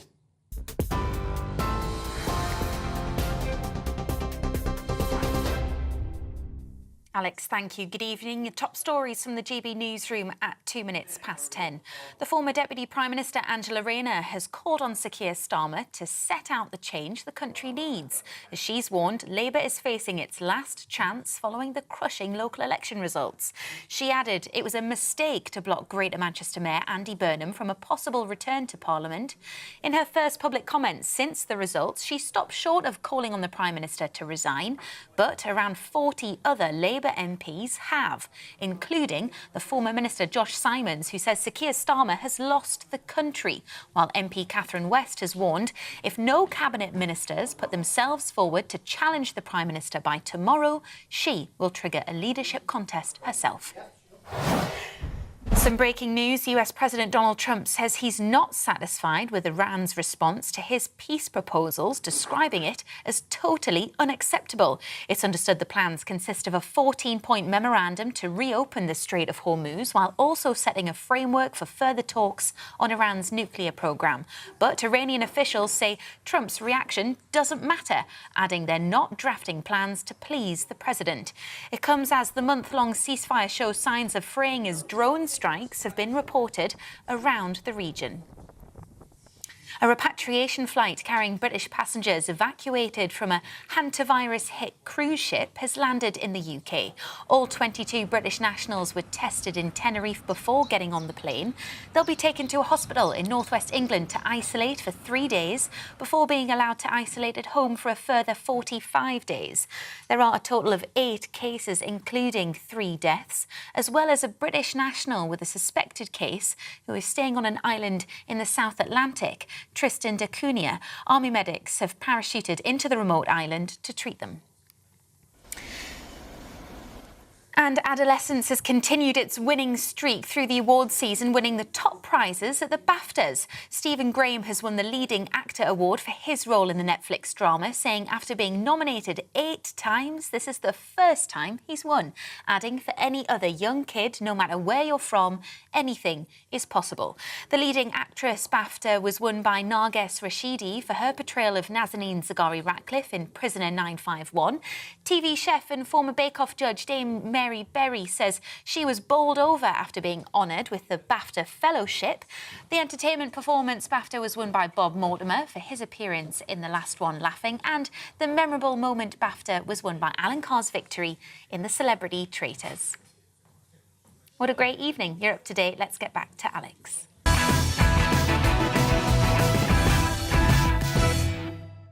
All right, let's recap the breaking news tonight. Sir Keir Starmer, the Prime Minister, looks set to resign this coming week. Wes Streeting has told Sir Keir Starmer that he's preparing his case to be the next PM. The Telegraph also disclosed this evening. And it doesn't end there.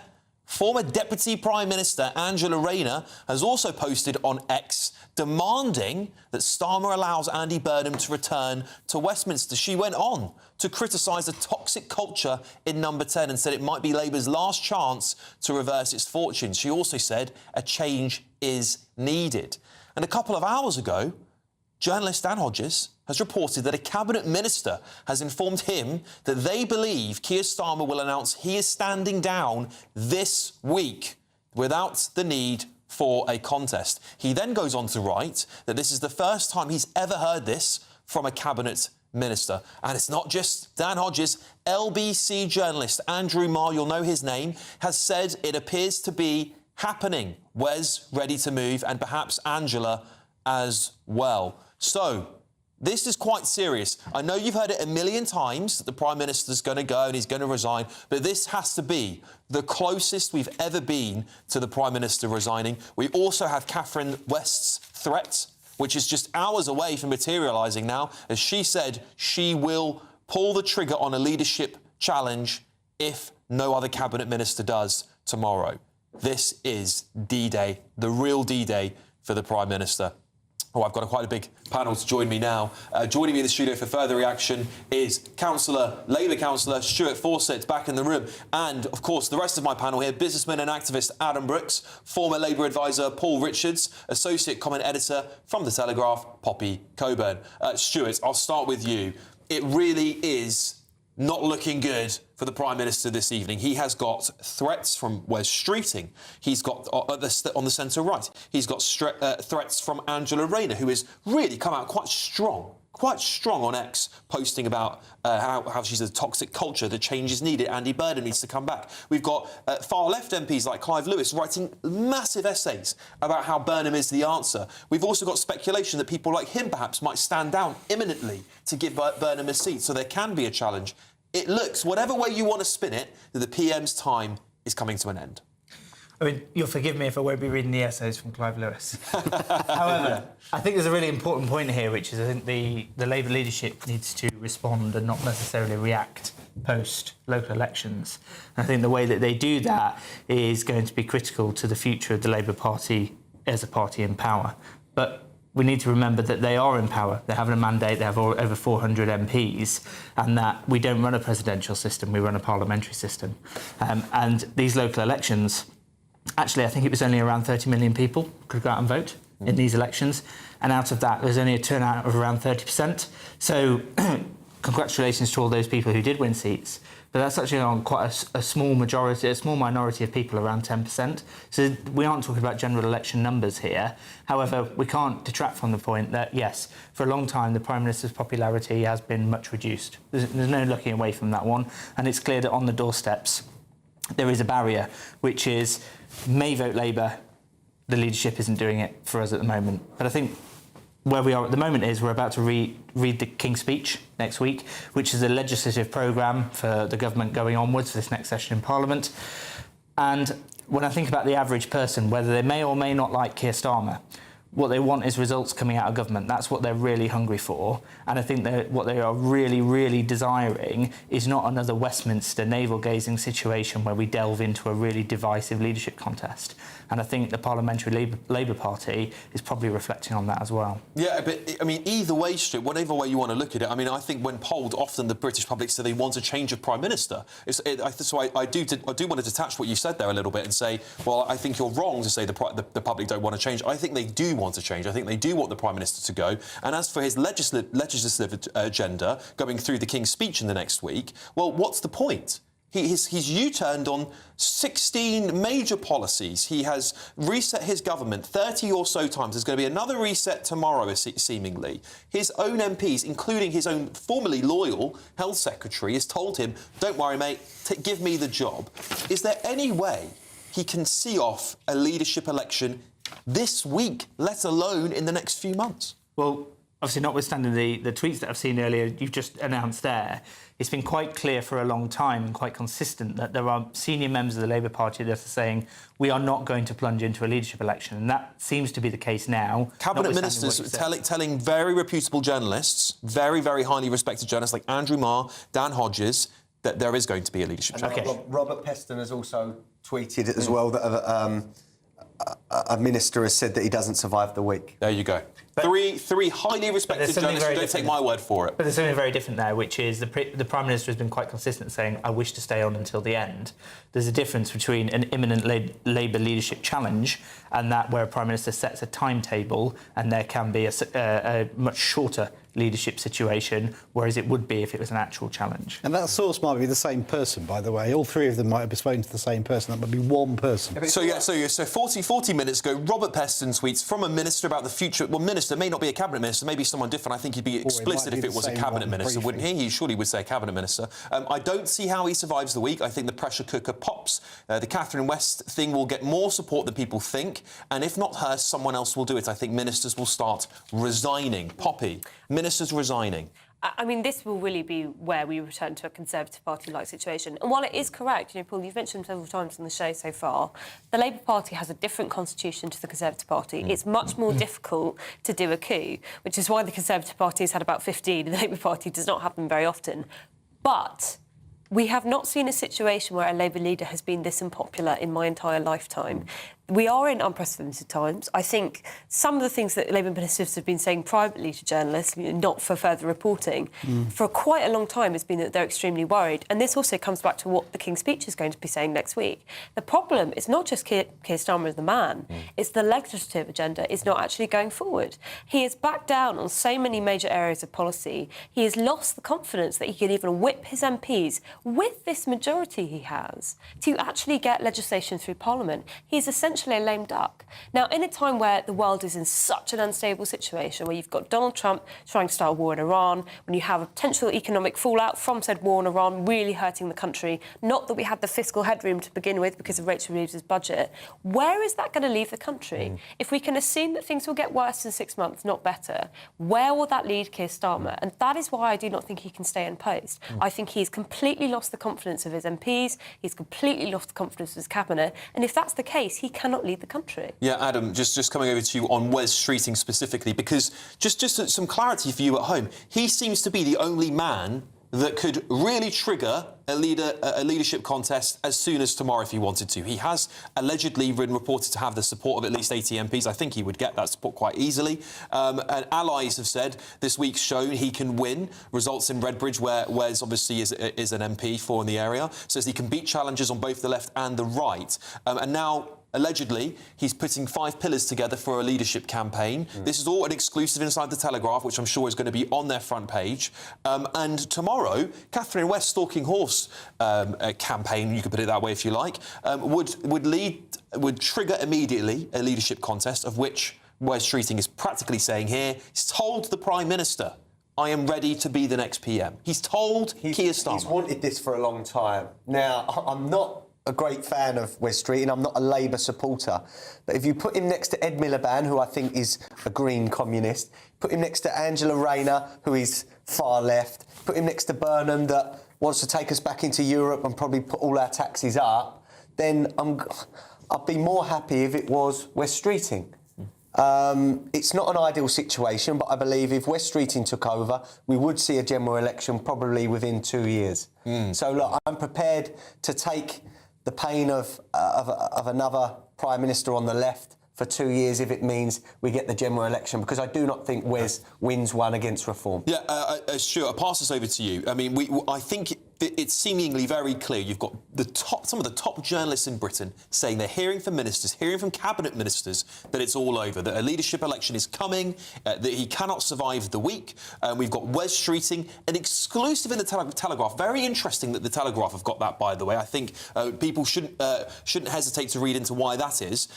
Now pitching his leadership campaign to the Prime Minister, which seems to me that the PM is ready to go himself. I think he's had enough. We've outlined the differences here between the Conservative Party and the Labour Party in these terms.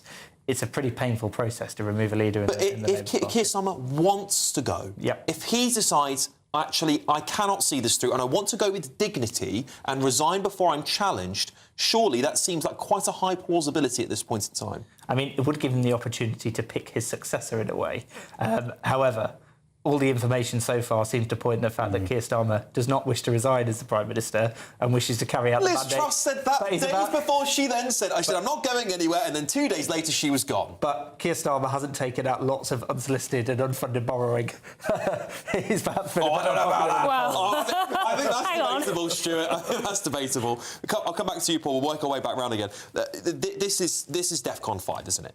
Downing Street is completely empty. You know, the Prime Minister's lost all of his major support around him. He's lost his Chief of Staff recently. He's got a brand new team in. They won't know what to do at the moment. I'm sure they are absolutely in chaos. And there is a war inside your party happening in WhatsApp groups right now across the country, where the left of the party want to wait for Rayner to clear her tax affairs and for Burnham to try and miraculously find a seat, and very quickly Clive Lewis is very outspoken today, massive post about supporting Andy Burnham, saying that perhaps his allies are saying he could be rushed into a seat somewhere.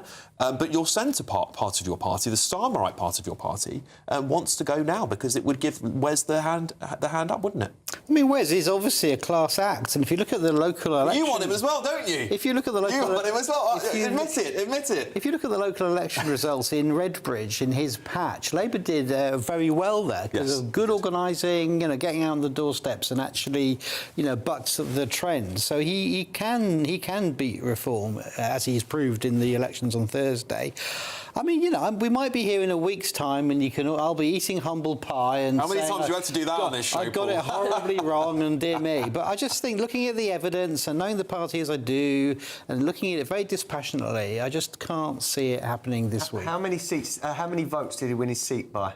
Wes Streeting. His parliamentary seat. Yeah. Well, that's 500, and that's why he's organising the hell out of the place. He knows he can't have a base with only. Let's be honest here. The demographics of the area that he's representing go against him. I'll say politely. But I think there's a lot of Conservatives voting for him to stop something worse. But surely this is another reason for Wes to go now. And this is why I think he's going to do it, because the only way to save his seat, to save your seat, you have to have that really powerful office of Prime Minister, and which I think he would get the votes. So if you're Wes Streeting, you're sitting at home tonight watching GB News. Hello, Wes, if you're watching. I doubt you are, but if you are, hello. And you're thinking to yourself, right, if I wait any longer, the left flank of my party get organised. Rayner comes back, she deals with their tax affairs. Burnham gets a seat. OK, big trouble for me, I won't win. If I go now, with the backing of Keir Starmer, who looks like he might resign, lots of people saying he's going to resign, not be forced, he's going to resign. And funny enough, he's got a front page on your paper, The Telegraph, Poppy. It all starts to look very clear, doesn't it? That's quite the picture you're painting there. Well, I don't know about you, but I think part of this job is to try and piece together things, Paul. And I think if I'm piecing together what's happening tonight is that the Telegraph have somehow managed to get hold of this exclusive, which to me, as I know Wes has got very close ties with his press friends, this would be him saying, I'm ready to go next week. On the other hand, the Telegraph is no friend of the Labour Party. Chaos stories to the benefit of... Well, they're not... We're great friends of the Prime Minister. Are they? Are you indeed, Poppy? Let's look at... you know, the counterfactual to this is that actually he'll get up tomorrow morning, he'll do his statement, Starmer will do his statement, the King's speech is written and the King will read it out, the legislative programme is in place. And on Thursday night... MPs will stop the podium will come outside number 10 and he's gone. MPs will calm the F word down and business of government carries on. The Telegraph would rather a more centre-left Prime Minister than a hard-left Prime Minister, surely. They're all writing essays, Adam, don't worry. Yeah, so surely, you know, it's in the interest of the Telegraph to want someone that's not as far left as possible. A final word to you, Stuart. You know, with all of this in mind, do you truly believe that Keir Starmer's the man to lead the country anymore? I think there's clearly an issue about his ability to lead us into a next general election. I don't think people have a burning desire at this moment for a reaction from the local elections. I think they would rather see more money in their pocket and more health appointments in the NHS. And for now, I think Wes Streeting's doing a great job of being there. Let's just all bear in mind, the longer that this leadership campaign carries on, the closer they get to those Mandelson files being launched. And they are coming very, very soon. So this is... The PM, I think he's finished. I think he's going to go in the next week. I really do think the evidence is overwhelming at this point. And if you'd like to celebrate at home and you're not a fan of the Prime Minister, you could enter the Great British Giveaway and you could have a very good summer. You could even throw a party, a leaving drinks party at Adams Park. We've got a free DJ who wrote in earlier on. £76,543 and 21 pence in tax-free cash. Here's all the details. £76,543 and 21 pence in tax-free cash could be yours this summer. That's totally tax-free cash to spend on anything you like. What would you spend it on? Treat the family and friends to the ultimate summer party, or just relax with enough cash in the bank to make this year your best yet. And remember, because it's totally tax-free cash, you'll get to keep every single penny. So what are you waiting for? For a chance to win £76,543 and 21 pence in tax-free cash, text cash to 63225. One entry costs £2.50 plus one standard network rate message. Or text bonus to 63225. 5 entries cost £5 plus one standard network rate message. Go to gbnews.com/win. Entries start at £2.50. Call 0903 686 3232. Calls cost £2.50 plus your network access charge. Or post your name and number to GB21 PO Box 8690 Derby DE1 9TT. UK only. Entrance must be 18 or over. Lines close at 4 p.m. on the 26th of June. This is a network giveaway. Entries will be pooled. Please check the closing time if listening or watching on demand. Good luck. All right, look, this is going to be big. I've got all of tomorrow's front pages, including the Daily Mirror, who splashes this. Change before it's too late. He's lost the mirror. He's lost the mirror. The Price lost the mirror. This is going to be great. See you in 2 minutes.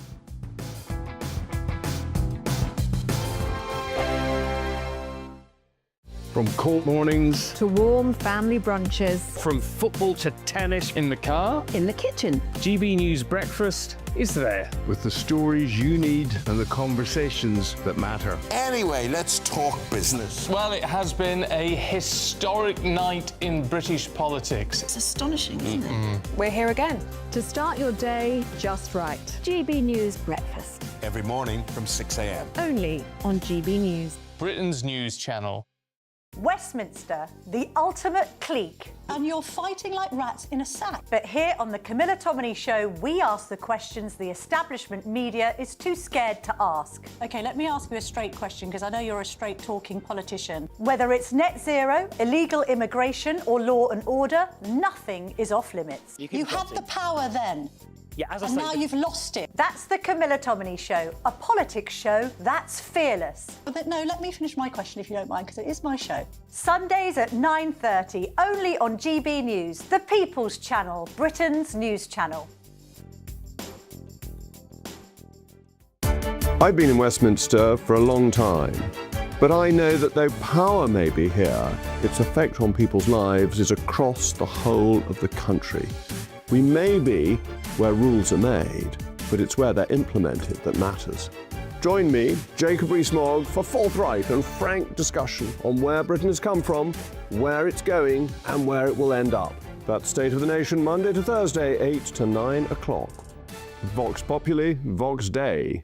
As soon as it hits 11 and the headlines come in, the late edition brings you the breaking news from all the front pages. Because the news is going to happen. So get a head start today. Patrick Christie's tonight, late edition. Alex Armstrong tonight, late edition. From 11 o'clock every night. Only on GB News, the People's Channel, Britain's news channel. Westminster's full of talk, but out here, it's the real world. Am I allowed to talk now? No, that's it. This is where it matters, real people and real lives. That's what politics is all about. The fact is Trump made a good start. No. Straight answers, no spin, and just a couple of pints. How many fingers have I got up? About 10. So join me for Lee Anderson's Real World every Friday at 7 p.m, only on GB News. The People's Channel, Britain's news channel. Bold. They are under no illusion. Ray, are you a human trafficker? Boundless. I've had enough of the nonsense, and I'm not afraid to say it. Don't get this on the BBC. Every weeknight, I tear through the headlines. The smell of gasoline. Should we be worried about it? From Westminster madness to cultural war chaos. What I'm going to do now is they are throwing things out the car as we speak. Get ready, Britain. Here we go. Patrick Christie tonight, weeknights from 9 p.m, only on GB News, Britain's news channel.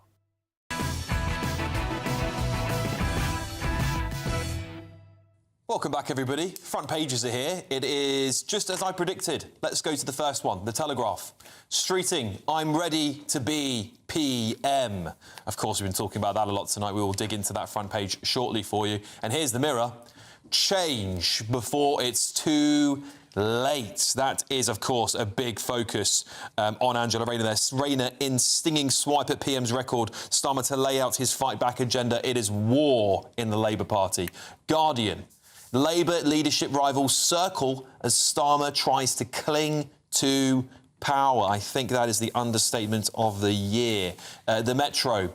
Fight or go, Challenger tells Starmer. That's, of course, Catherine West there on the front, and a little overlay there of Starmer saying losing his grip. And then we have The Sun, which is just strictly, it's Emma. Big story of the day there, The Sun.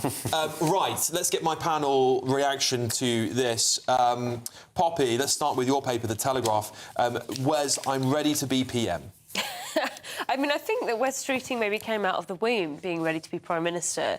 I don't think anyone's been particularly surprised about his ambitions, but what is notable about this front page is that he's now openly saying to the Prime Minister, allegedly, that he has a case for leadership. And so I think this is probably the most overt challenge he's made to Keir Starmer since what we saw in January, where there were very, very strong rumours whirling around that he had got some kind of unofficial deal with Shabana Mahmood, that they would stand aside for one another if leadership competition were to come up. They're both on the right of the Labour Party, by the way, so that would be a notable change of direction for Labour. That's it. And moving briefly onto the front page of the Mirror here, Adam, change before it's too late. And this is, of course, the first thing that Angela Rayner says in her tweet attacking the Prime Minister and the government was that this is the worst outcome for Labour in any election in history. Yeah. Look, I do a morning paper review on my YouTube channel and I go on about the Mirror have basically deflected all week away from the bad news and these results, and they've tried to protect Keir Starmer for the last 7 days. They really did not want to put anything that would tell the public there's a problem, because not everyone watches telly, not everyone is on social media. So the Mirror really are a Keir Starmer lovey paper, and now for them to put this headline there, change before it's too late, for me that's a signal. Yeah. They've realised the game's up. Yeah. And so, you know, once he's lost the Mirror, he's lost the people. There we go. Look, I want to introduce our Welsh politics expert for the evening, Aled Thomas, who's chairman of Pembrokeshire Conservatives. Aled, thank you very much for joining me. Wales is a huge part of the discussion here. Labour completely wiped out, essentially, from the Senate, from many parts of Wales. Their traditional heartlands gone. I know it wasn't a great night for you guys either in Wales, the Tories, but not as toast as the Labour Party essentially were in Wales. Do you think that Labour has completely lost the working class vote? No, well, absolutely. I mean, the First Minister, Lena Morgan's constituency is my home constituency of Pembrokeshire, and on the doorstep there, and I've been listening to people saying throughout the week, in both the local elections, the results from the Senate elections, that Keir Starmer didn't come up once. I can tell you every discussion I had with people on the doorstep was hatred of the Labour Party, can't stand Keir Starmer, can't stand Lena Morgan. The fact of the matter is it's been bubbling over, and if it weren't for Catherine West's absolute diva move this week, I don't think we would be having this conversation today. She has really sparked this conversation. We've got those results on the screen there for people watching at home. Look at that, a swathe of green and turquoise blue is the story of the night there, Aled. Yeah, I think it's a very interesting election, actually, if you dig into it quite deeply. I think a lot of the Plaid Cymru votes have come from disaffected Labour voters, and both campaigns run sort of anti-each other campaigns. So Plaid Cymru run a campaign on, if you don't want reform, vote Plaid, and Reform ran a campaign on, if you want Starmer out, vote Reform. So both very much attacking Labour. Reform and Plaid have cut through in those Welsh valleys where the Conservatives have never been able to cut through, or for historical Thatcher reasons.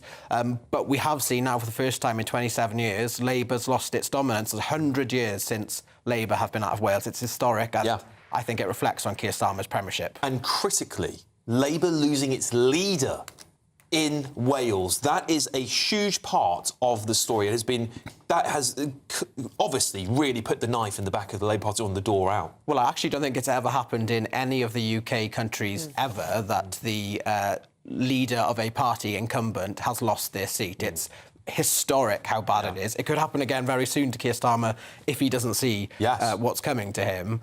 But it is absolutely a historic defeat. We talk about how bad it was for the Tories in 2024. This is another scale of defeat for Labour. Paul, I'll bring this over to you here because Wales is a big part of the story now. You are out of Wales, essentially. You are basically relegated to a protest party size in Wales, where traditionally many leaders of this country, of the Labour Party indeed, have come from. That is true. James Callaghan, I can think of.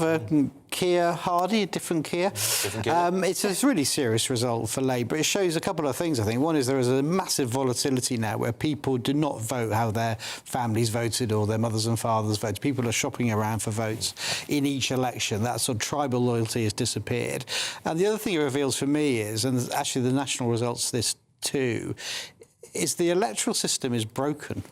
And we haven't mentioned this yet, but the idea you're trying to squeeze a sort of 6 parties into a 2-party system plainly isn't working now. And I think that's... It was all right for you when you were winning first past the post. Exactly. And that's always been the argument against it. You know, people in opposition are in favour of electoral reform. They get into government and they say, oh, it's working fine, thank you very much.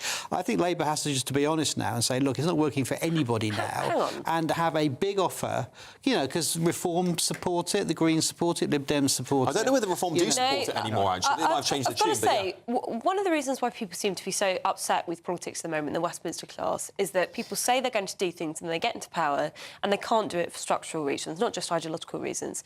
If people think that proportional representation is going to help, I mean, look at Europe, look at what's happening in continental Europe. They are having just the same problems as we are with polarisation in politics, but it's even worse for them because they have these unstable coalitions that mean you can't actually do anything when you're in power.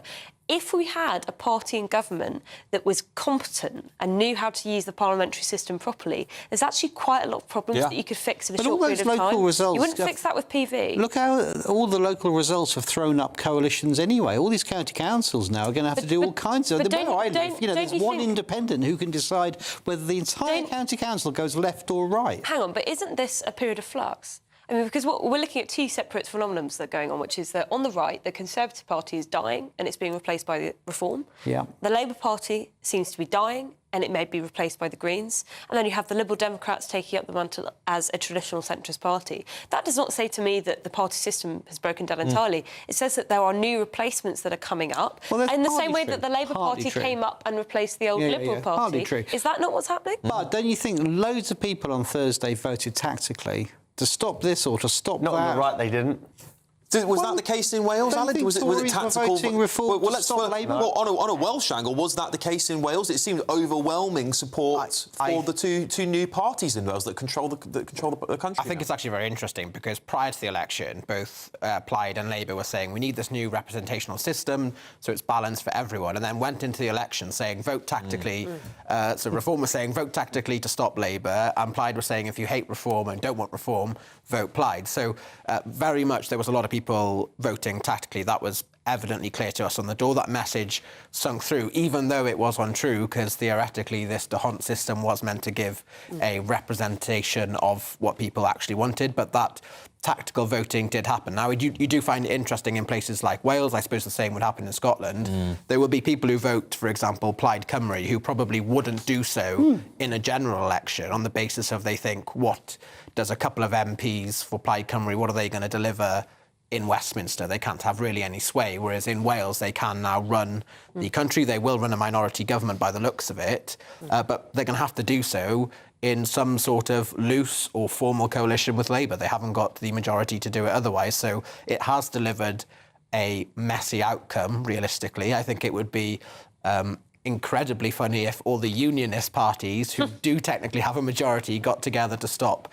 the nationalist Plaid Cymru First Minister getting in. But it certainly isn't filling me with confidence that the next 4 years in Wales is going to be divisive at all. It's going to be just a lot of mishmash, a lot of talking and blaming Westminster once again. Well, this seems to be, and I do wonder when it comes back to Keir Starmer, because there's more front pages are coming, by the way, whether we're going to see more speculation. Again, just a reminder, there's a lot of people saying this is very hysterical, and I understand that we have seen this all before, but we are hearing from top journalists, Andrew Marr, Dan Hodges, Robert Peston, that there is a leadership challenge incoming for the Prime Minister. He is going to fight for his job this week, or, as many others are saying, he is just going to resign. As the Telegraph exclusive, in my opinion, reveals, Streeting is getting permission from Keir Starmer to take the mantle up. We'll get you those front pages from the rest coming up very shortly. I forecast a perfect holiday in the sun. Weather looking good then? For sure, and no worries about our travel insurance. All Clear Travel Insurance sponsors GB News Travel Destinations Forecast. Hello there. An unsettled spell across central and southern Europe with some heavy showers and some thunderstorms. These will soon clear parts of Spain, moving into parts of France and also northern parts of Italy. Some real heavy downpours at times and some thunderstorms with some lightning and also some hail. But actually to the south of this rain band, across much of the Mediterranean, should be largely dry with some sunny spells, and that sunshine will continue into next week with temperatures widely in the low 20s. All Clear Travel Insurance sponsors GB News Travel Destinations Forecast. Good evening. Welcome to your GB News weather update from the Met Office. As we head through tonight, we do have an area of low pressure. That's going to bring some outbreaks of rain. It's going to be turning chilly either side of that, though, with a touch of frost. So a ridge of high pressure is extending across us, but an area of low pressure across Scotland will sink its way southwards as we go through this evening. So outbreaks of rain already across Scotland, heading into Northern Ireland, Northern England and into Wales through the early hours. Behind that, turning much colder with a few wintry flurries across Scotland, especially over the mountaintops, and a touch of frost here. Even in the clearest skies across the south, that's where we could also see a touch of frost, so gardeners be aware. As we start Monday morning then, it is a bright but cold start across Scotland. We could see temperatures in sheltered spots reaching -3 or -4 degrees. Always a brisk wind coming down from the north across eastern areas. Across Northern Ireland, some sunny spells to start, but also some showery outbreaks of rain. That persisting across Wales, the Midlands and East Anglia as we start Monday morning. That band of rain will continue to sink its way southwards, so into the Midlands and eventually into southern parts of England, but it will tend to break up as we go through the day.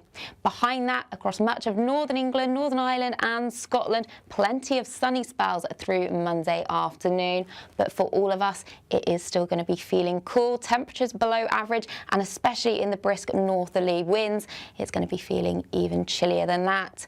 Another chilly start to the southeast on Tuesday morning. A bright start here, but cloud will filter in. We have another weather system just bringing some showery outbreaks of rain across the central swathe of the UK. Behind that, sunny spells and blustery showers through Tuesday, and that theme is continuing through Wednesday and Thursday on the heavy side, but still feeling cool. Bye-bye. From cold mornings to warm family brunches. From football to tennis in the car. In the kitchen. GB News Breakfast is there. with the stories you need and the conversations that matter. Anyway, let's talk business. Well, it has been a historic night in British politics. It's astonishing, isn't it? We're here again. To start your day just right. GB News Breakfast. Every morning from 6 a.m. Only on GB News. Britain's news channel. You want to know what's really going on in the corridors of power? Labour don't know what to do with you half the time, and that makes you quite lethal in the chamber. Get behind the headlines with Chopper's Political Podcast. Join me, Christopher Hope, as I sit down with the great and the good of British politics. We'll see where this ruling takes us. These are the stories shaping our nation. Chopper's Political Podcast, available now on all platforms. Listen in and stay ahead.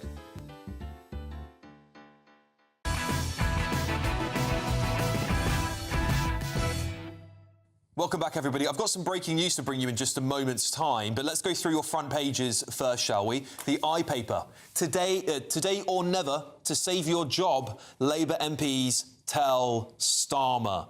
And more on the front page of the Mail. Streeting and Rayner ready for Starmer's fall. Are we going to see them to battle it out for the future of the number 10's resident, should we say? Express. How dare he? PM plots to rip up Brexit.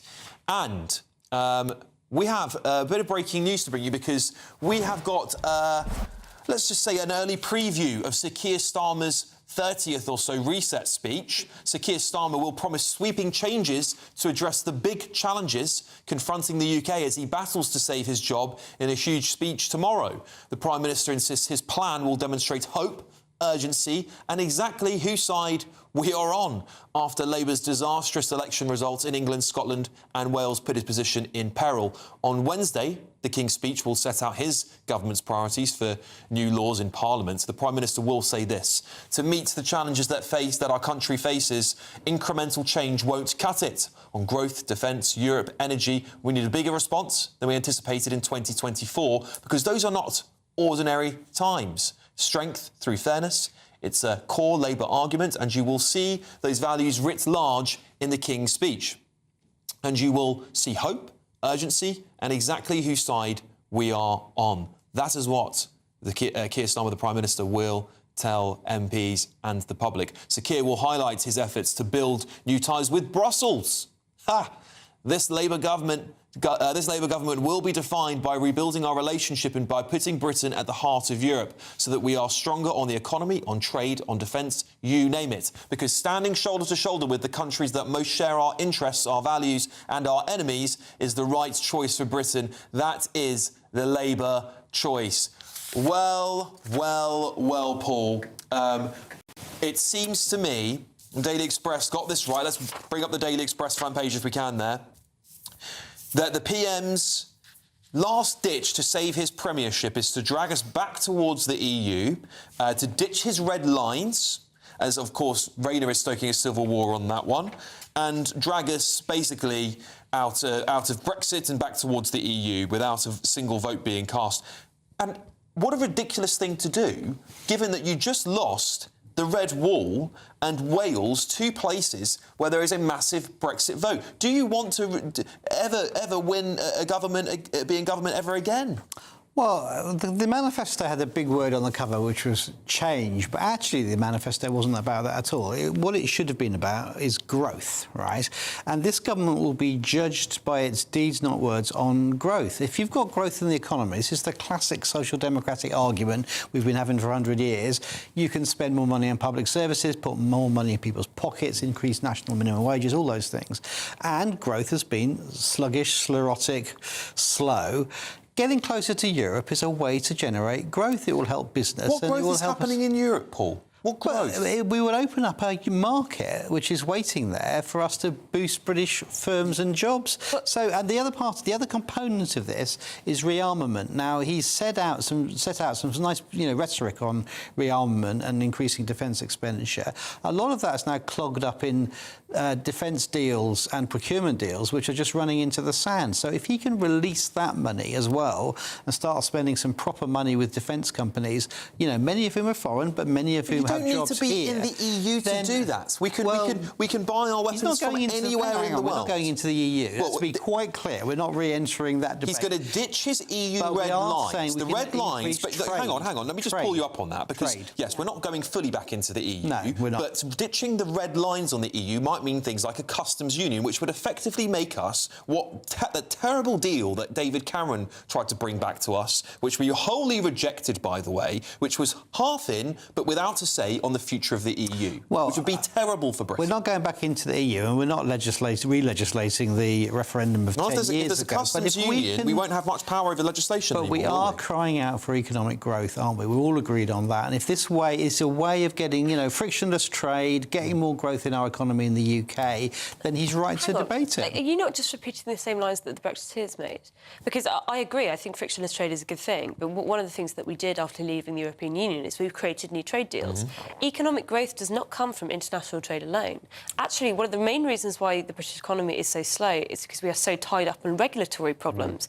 If we became closer to the European Union, which is one of the most over-regulated economic trading blocks in the world, which is one of the reasons why it celebrates 0.2% economic growth in the same way we do, we will just replicate the same issues. Let's look where there is great economic growth for advanced economies. It's a country like America, which is actually growing very, very strongly because of 2 things. One, AI-led research, which the European Union has eventually strangled in the grave, and the other is other non-AI-related tech industries, which the European Union has also destroyed. So I think the idea that we're going to have some bung of money by going back into the EU just through trade is wrong.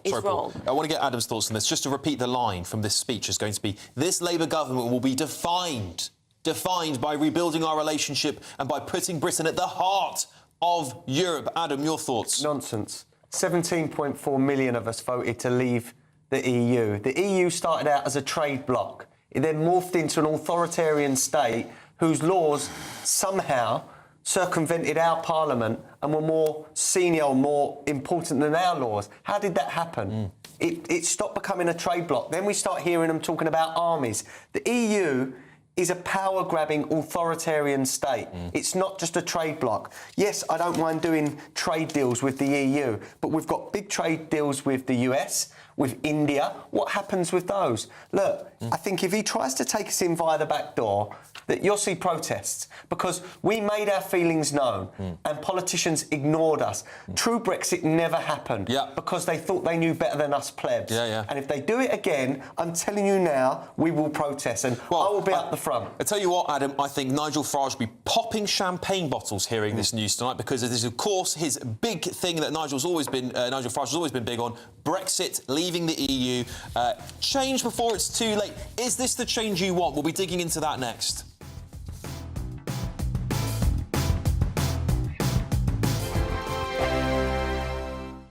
As soon as it hits 11 and the headlines come in, the Late Edition brings you the breaking news from all the front pages. Because the news is going to happen. So get a head start today. Patrick Christie's tonight, Late Edition. Alex Armstrong tonight, Late Edition. From 11 o'clock every night. Only on GB News, the People's Channel, Britain's news channel. This is GB News, Britain's news channel. The ping test, a tap with a pencil to check for cracks. This simple quality control method has been used for hundreds of years and is still in practice here at Portmeirion Group, a traditional British pottery firm. But before they are pinged, they are put through kilns twice, and that requires energy, lots of it. It's this cost that is putting British ceramics under threat.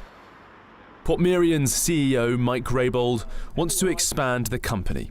2/3 of its products are exported internationally, and demand is growing. And we have a huge opportunity to do more of that with the brands and designs we have, but it's incredibly difficult when the energy prices are so much higher here than they are in Europe, in Asia, and the United States. The Stoke community plays a huge part in Portmeirion's global story. Most of its 500+ workforce live locally. Many come from a potteries family. One has worked at the factory, just a short stroll from the town centre, for more than half a century. The skills that our people have are phenomenal, and that's why the product is so well respected as you go around the world. Made in Stoke-on-Trent is something that anywhere in the world people look out for in terms of a seal of approval, quality, authenticity. So they're amazing at what they do. They're very valuable. They come in, they train with us for years to do what they do, and then at the end of the day, product comes out the door, and we are able to ship it all around the world. The government says it wants to get Britain off the roller coaster of oil and gas prices, which have shot up amid the Iran war. But change isn't coming quickly enough. If prices stay high, these kilns could soon run cold. GB News, the People's Channel. Britain deserves a newsroom that puts the facts and your voice first. Well, and that's what you get on GB News. Lively debates, lively conversation. And we're not afraid to hold power to account. And each other. So join me, Andrew Pierce. And me, Miriam Gates, for Britain's Newsroom, weekdays from 9:30 on GB News. Join me, Nana Akwe, for an informative, interactive news programme with a difference. It's fun. No, he didn't say that, Dave. I'm so surprised. I think there's an element of truth to that. Join me from 3 p.m. every weekend, only on GB News, Britain's news channel.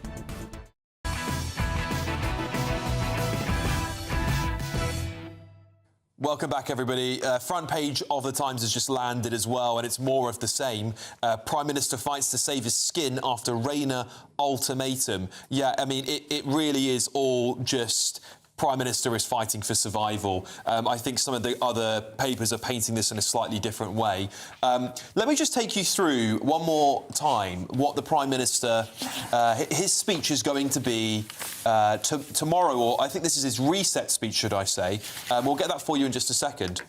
Because, look, he wants change. He said he's going to have change quicker and faster. But is it the change you really want? Is it the change you want in Britain? Because going back to the EU, he said he's going to drop those red lines, things like the customs union, for example, things that have stopped us falling back into the European Union's trap. It looks like those are going to be pushed to the wayside in order for the Prime Minister to save his skin and maybe hold off someone like Angela Rayner, who's very big on, of course, the EU, as well many others are.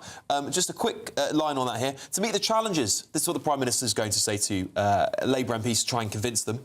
To meet the challenges that our country faces, incremental change won't cut it. On growth, defence, Europe, energy, we need a bigger response than we anticipated in 2024 because these are not ordinary times. Strength through fairness, it's a core Labour argument, and you will see those values writ large in the King's speech. You will see hope, urgency, and exactly whose side we're on.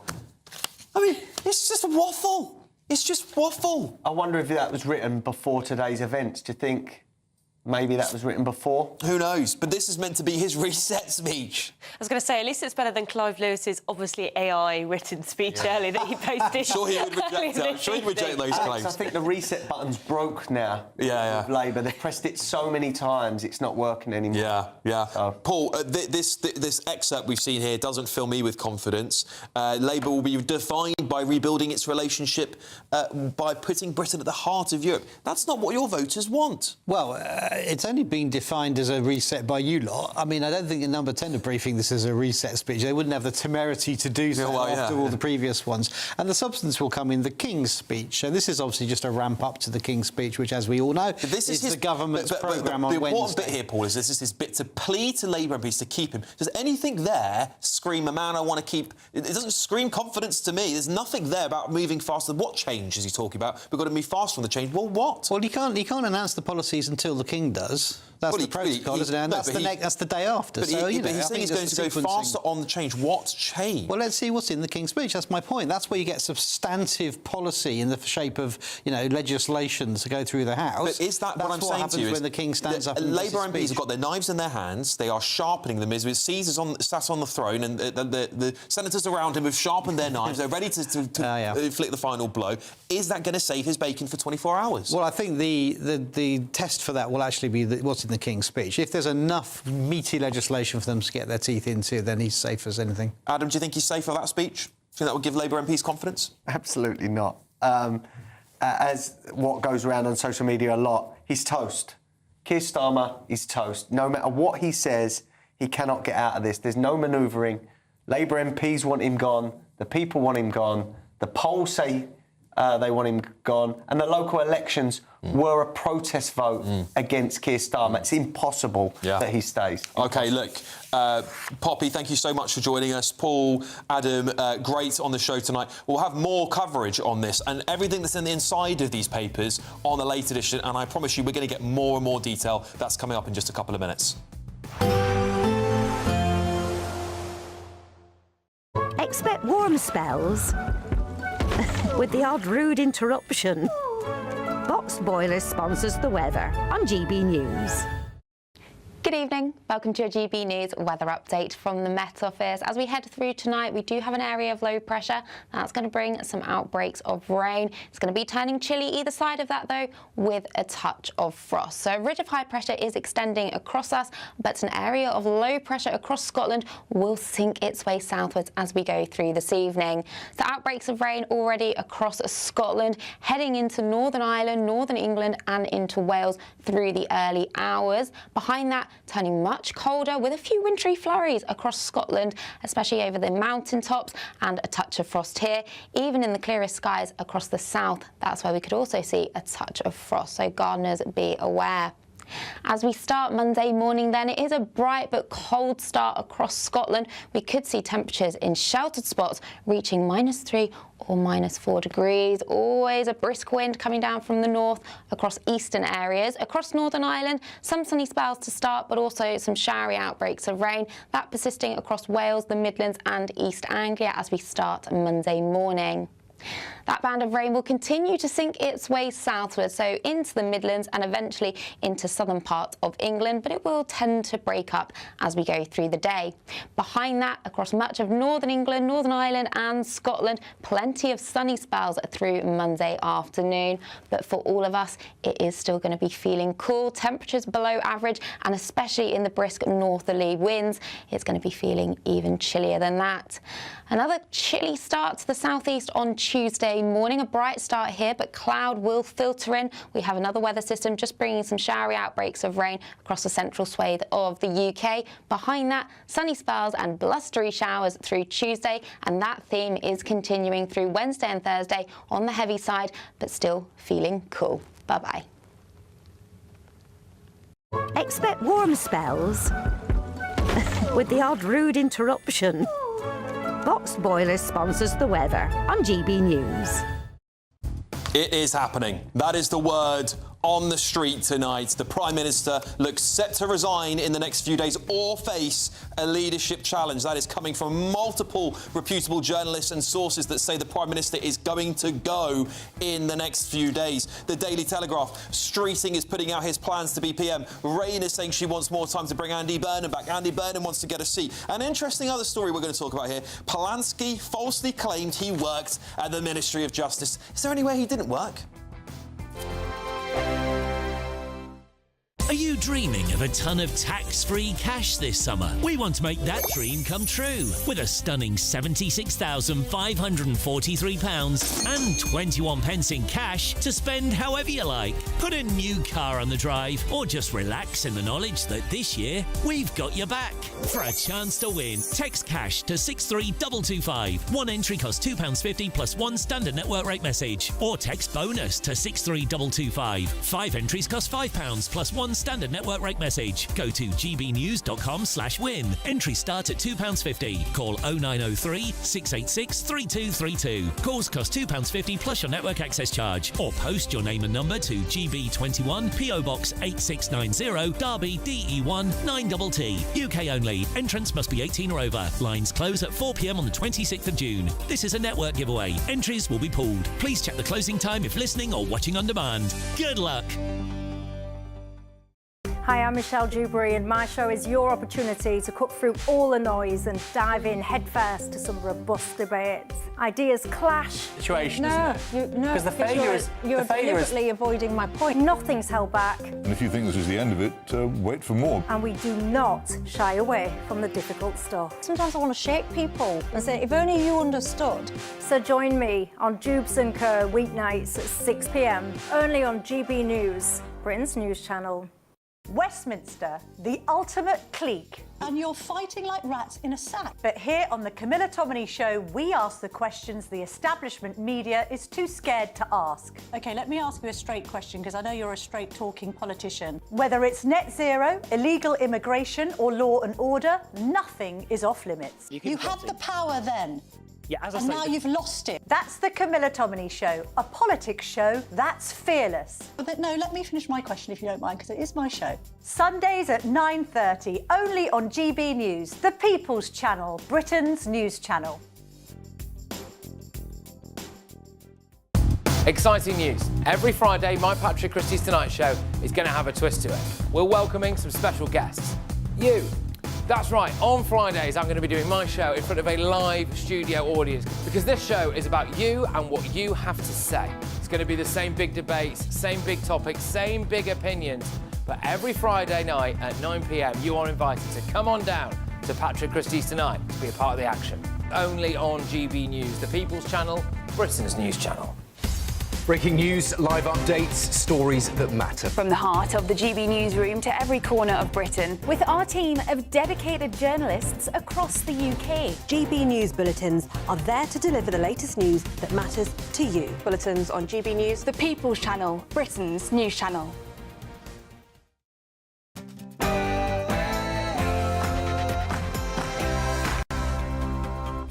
Well, it's 11 o'clock. I'm Alex Armstrong, and this is Alex Armstrong Tonight's late edition. Breaking. The risk at the moment is continuing with this chaos. Country first, party second. And I'm not going to walk away from those challenges and plunge the country into chaos. Well, he might not have a choice, because the Labour Party, as we speak, is at war with itself, openly and in private. And we've got a first look at the Prime Minister's reset speech tomorrow as he addresses the so-called big challenges confronting the UK. And guess what he's going to do? Drag us back towards the EU. You're going to love that at home. Also, whoever's been briefing this should spend a little less time watching Celebrity Traitors and a bit more time watching Country File. I'm very proud of our leader. I'm very proud to be part of the team here. This is how Labour wins. Wes Streeting, the Health Secretary, has said he is ready to be Prime Minister. Does it get any more obvious that there's a leadership challenge coming? Is he preparing his case for leadership? But could someone stop him? Can't just keep doling out prime ministers every month, because they're in total chaos and they've lost control of the market and haven't got any ideas of how they're going to tackle the cost of living that people are facing. That's right, Angela Rayner